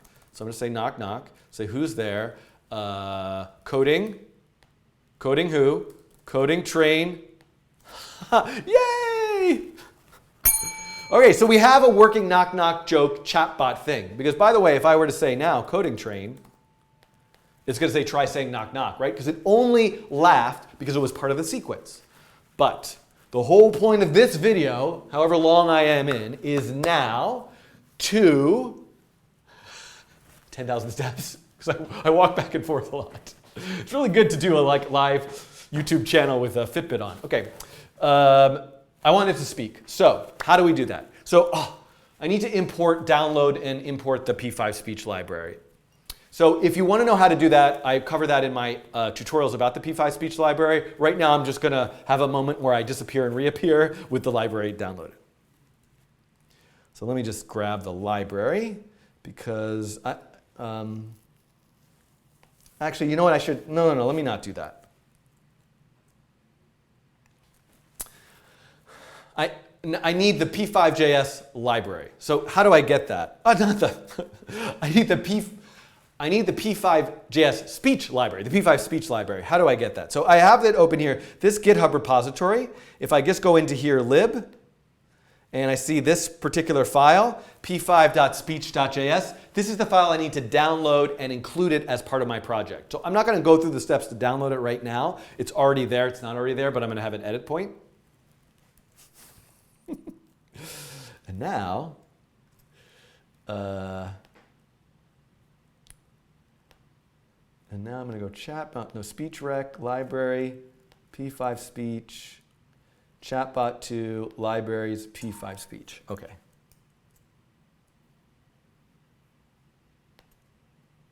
I'm back, and you can see that I've now added p5.Speech.js to my folder with libraries in it. And actually, the thing that I didn't do is I need to go into index.html and also add a reference to that p5.Speech.js library. Okay, now I have this p5.Speech library. Now what I want to do is I'm going to say let speech equals new p5.Speech. And do I need an argument there? I can't remember. But I think, no, if I wanted to set a voice, you know, I'm just going to use the default voice. Speech.speak hello. So let's just see if this works. Hello. Okay. So unfortunately, my sound system isn't working so great, so you're hearing it out of the computer speakers and in through my mic. Hopefully you can hear it okay.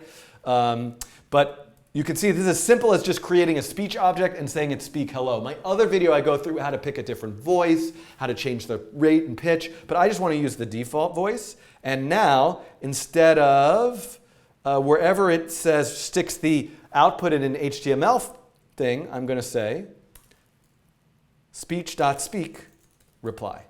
Okay, here we go. So I'm going to type in some nonsense. Try saying knock knock. All right, now I'm going to say knock knock. Who's there? Coding. Coding who? Coding rainbow. Oh, coding rainbow! I said coding rainbow! Try saying knock knock. Okay, so we get the idea. We get the idea. This works. Now, I kind of want to remove the text there. The point was this, but now what I need for, instead of me typing in the stuff, I want to now be able to say it. Oh, this is going to be fast. So now what I need, can I do this in the same sketch? Is I need a speech recognition object, which I'm going to say new p5.Speech, speech rec, okay? And I need to give it a callback, got speech. So this is the tricky thing. The callback is for when, it's the equivalent of when I hit the submit button. So whatever I did in that submit button, that's the callback. When I hit submit, I want to just process what I said. Okay, I think this is going to work. I might not be making any sense, but I need to add I need to add a function called got speech. So I just want to make sure this works, and I'm going to just say console log. So this, I go through this in more detail in that other tutorial video, but basically this speech object comes with a property called text. So, and I forgot that I need to explicitly tell the speech recording object to start. And there's some things I can configure in the start function, but I'm going to use the default settings. All right, so let's just see if this works now. So you can see that it's listening to me, but I've done this before. So normally it would pop up with like, can I use your microphone thing? You might see that. And you can see that I'm getting the text that I'm saying here. Knock, knock. Great. All right, so this is working. So now what I need to do is I need to change it from, basically the user input is no longer what's coming in from that text box, but instead it's what's coming in from speech.text. So it needs to reply to speech.text. And I'm going to do something really ridiculous, which is I'm going to say input, user input dot value speech dot text. So I'm going to put what I'm saying also on the screen just for debugging purposes. I'm going to remove all that before I finish. So let's go. Knock, knock. Ooh, okay, I got an error. Speech.speak is not a function. Ah, what's happened here? These callbacks maybe live somewhere else. Oh, look at this. I named the same variable twice. I called this speech. I should call this, well, some camera shut off. I don't know which one it was. Speech. Let's just call this speech, speech data. Oh, I need better variable names. Somebody will think of better variable names. And I'm going to say let input equals speech data dot text. And then I'm just going to use input here. Input, input, and input. All right, let's see if this works. Hello. Try saying knock knock. Knock, knock. Who's there? Daniel. Daniel who? Daniel Schiefman. Oh, Wow, that was exciting. It worked. Could you hear it? Could you hear it? So this is great. I think I'm done. Oh, let's just remove everything from the HTML page, just for the sake of argument. So I'm going to just comment all this stuff out. I'm going to go into my code, and I don't want any DOM elements. I don't need Try this. saying knock knock. I don't need this button. It's talking to me. I don't want to use this DOM element. I don't want to use this DOM element, and I don't need this function. All right. So I just commented out all the stuff that was for the HTML stuff. Hello, bot. Try saying knock knock. Knock, knock. Who's there? Coding train. Coding train who? Coding train. Coding challenge completed. Yeah. Oh, All right, that was. I don't know. That was. Let me try it one more time. Well, let me do a different demonstration with a. I need a real knock knock joke. Oh, I got one. Okay. Mathieu, edit that out. This will be the real one I'll use. Hello, bot. Try saying knock knock. Knock knock. Who's there? The interrupting cow. The interrupting cow. Moo. Oh, it doesn't work because I interrupted it. Oh, let's try another one. Knock, knock. Knock, knock. Okay, am I back? You can't see the computer. Can you see me? Can you hear me? I'm sort of hoping. I wonder if that fixed. By the way, I had to restart the computer. So I sort of wanted to see if the audio problem got fixed, if you don't mind. So let me see if that fixed the audio problem. I'm just curious. So if I go back to the sound settings and do multi-output device. Hello. Try saying knock knock. Who's there? All right. Did that fix the audio thing?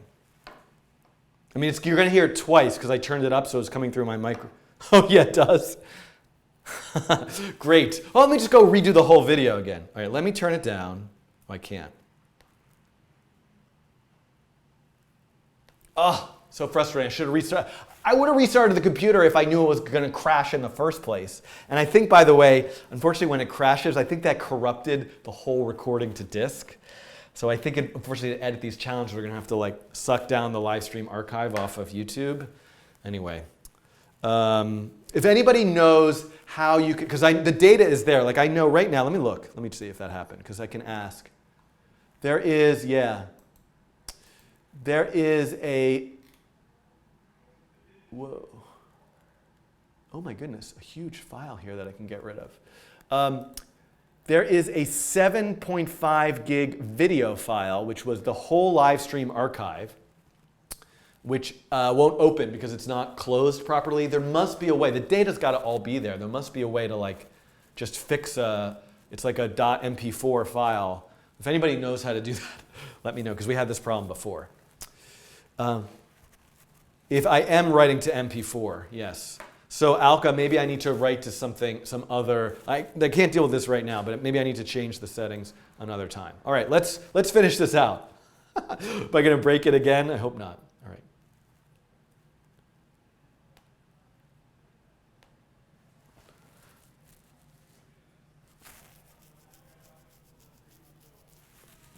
Knock, knock.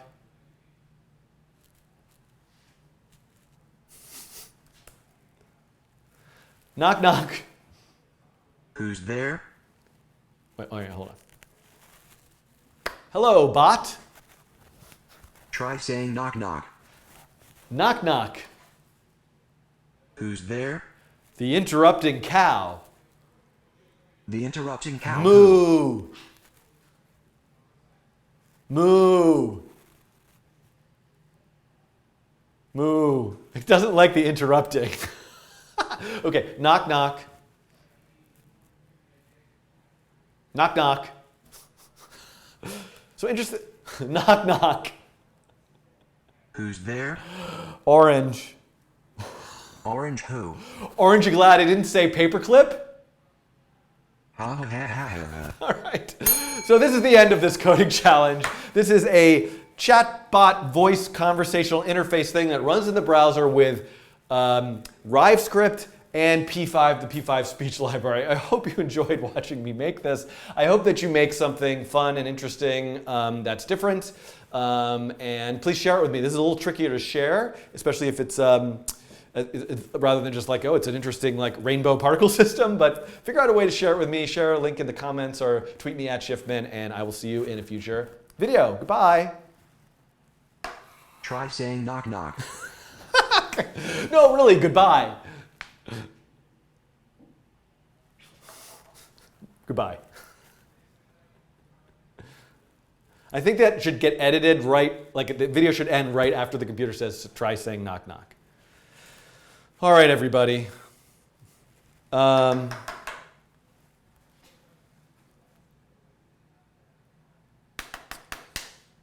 It's me, I am Sumi is telling me it's fairly simple to chunk it to the last total frame or whatever. So I could use some help with that. I'm going to upload these files to Google Drive. All right, everybody. I don't have my music thing plugged in, but you can probably hear it that way. So let me, okay, Paperclips.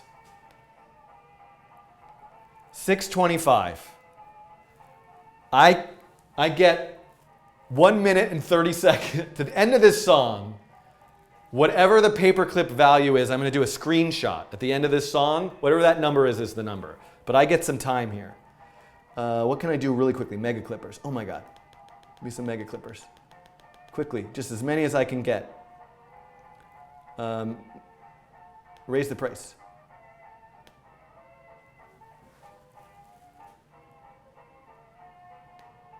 Oh, it's going down. No, lower the price. Lower the price. I want more money. Deposit some money. High risk stocks. Ooh, let's run a tournament. What else can I get? I don't have any quantum computing yet. Do I get some more of these things? All right. Let's make some extra ones. All right, this is how far we're going to have gotten, by the way, everybody. Let me see if. Oh, and I'm not looking at the YouTube chat. I'm not. By the way, thank you, Alka, for that. Remind me. So I'm not. I forgot when I went to restart the computer, I didn't load up the YouTube chat. Let me see if I can look at it real quick on this computer here. Dan, when will you be back with the neural network series? I hope to be able to announce some stuff about that soon, and it will be towards the end of this year or early 2018. Till the reality of the way that I do this channel is that I'm trying to support the courses that I'm teaching, and so that content doesn't. I wish I had done it over the summer. I wanted to, but that content just doesn't fit till later. Oh, next week, Next week I will be in Boston for Processing Day. There will be no live stream next Friday. So the next live stream will be, unless I can find a time in between now, 2 weeks from today. That live session will be recorded, so hopefully that'll be another video. So there are 2 chats. I'm using a crowdfunding site called Patreon, patreon.com/codingtrain. And so for people who are members or patrons of the channel through that, there's a private Slack channel that you'll get an invite to.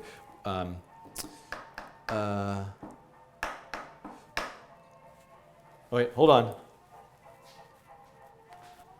What? Wait, why is my... there we go. 0. All right. No, thank you. So this is the final number. This is the final number. It should be on the desktop. Where do the screenshots go? Yep, here it is. This is the final number for the live stream.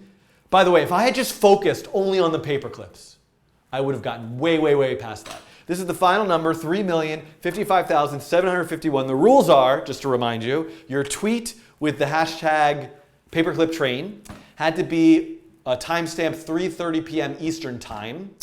And your number, the difference between your number and this number, the absolute value of that has to be the smallest of everybody. And if you did multiple guesses, your last one in a valid timestamp is the one that will count. So I will look through and try to find the winner. But if anybody feels like looking through the hashtag with this number and helping me find the winner and like doing some kind of like certified authentication, I will then direct message you and get your address anywhere in the world. I will send a Coding Train t-shirt. So that's that. There's 400 people watching right now, which is kind of insane. This has been going on for 3 hours and 23 minutes, which is a good sign. It leads me to believe, the interface is leading me to believe, that I'm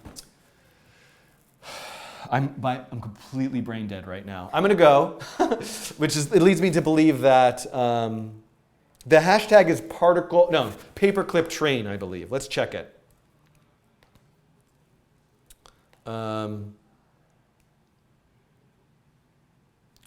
Twitter.com, hashtag paperclip train.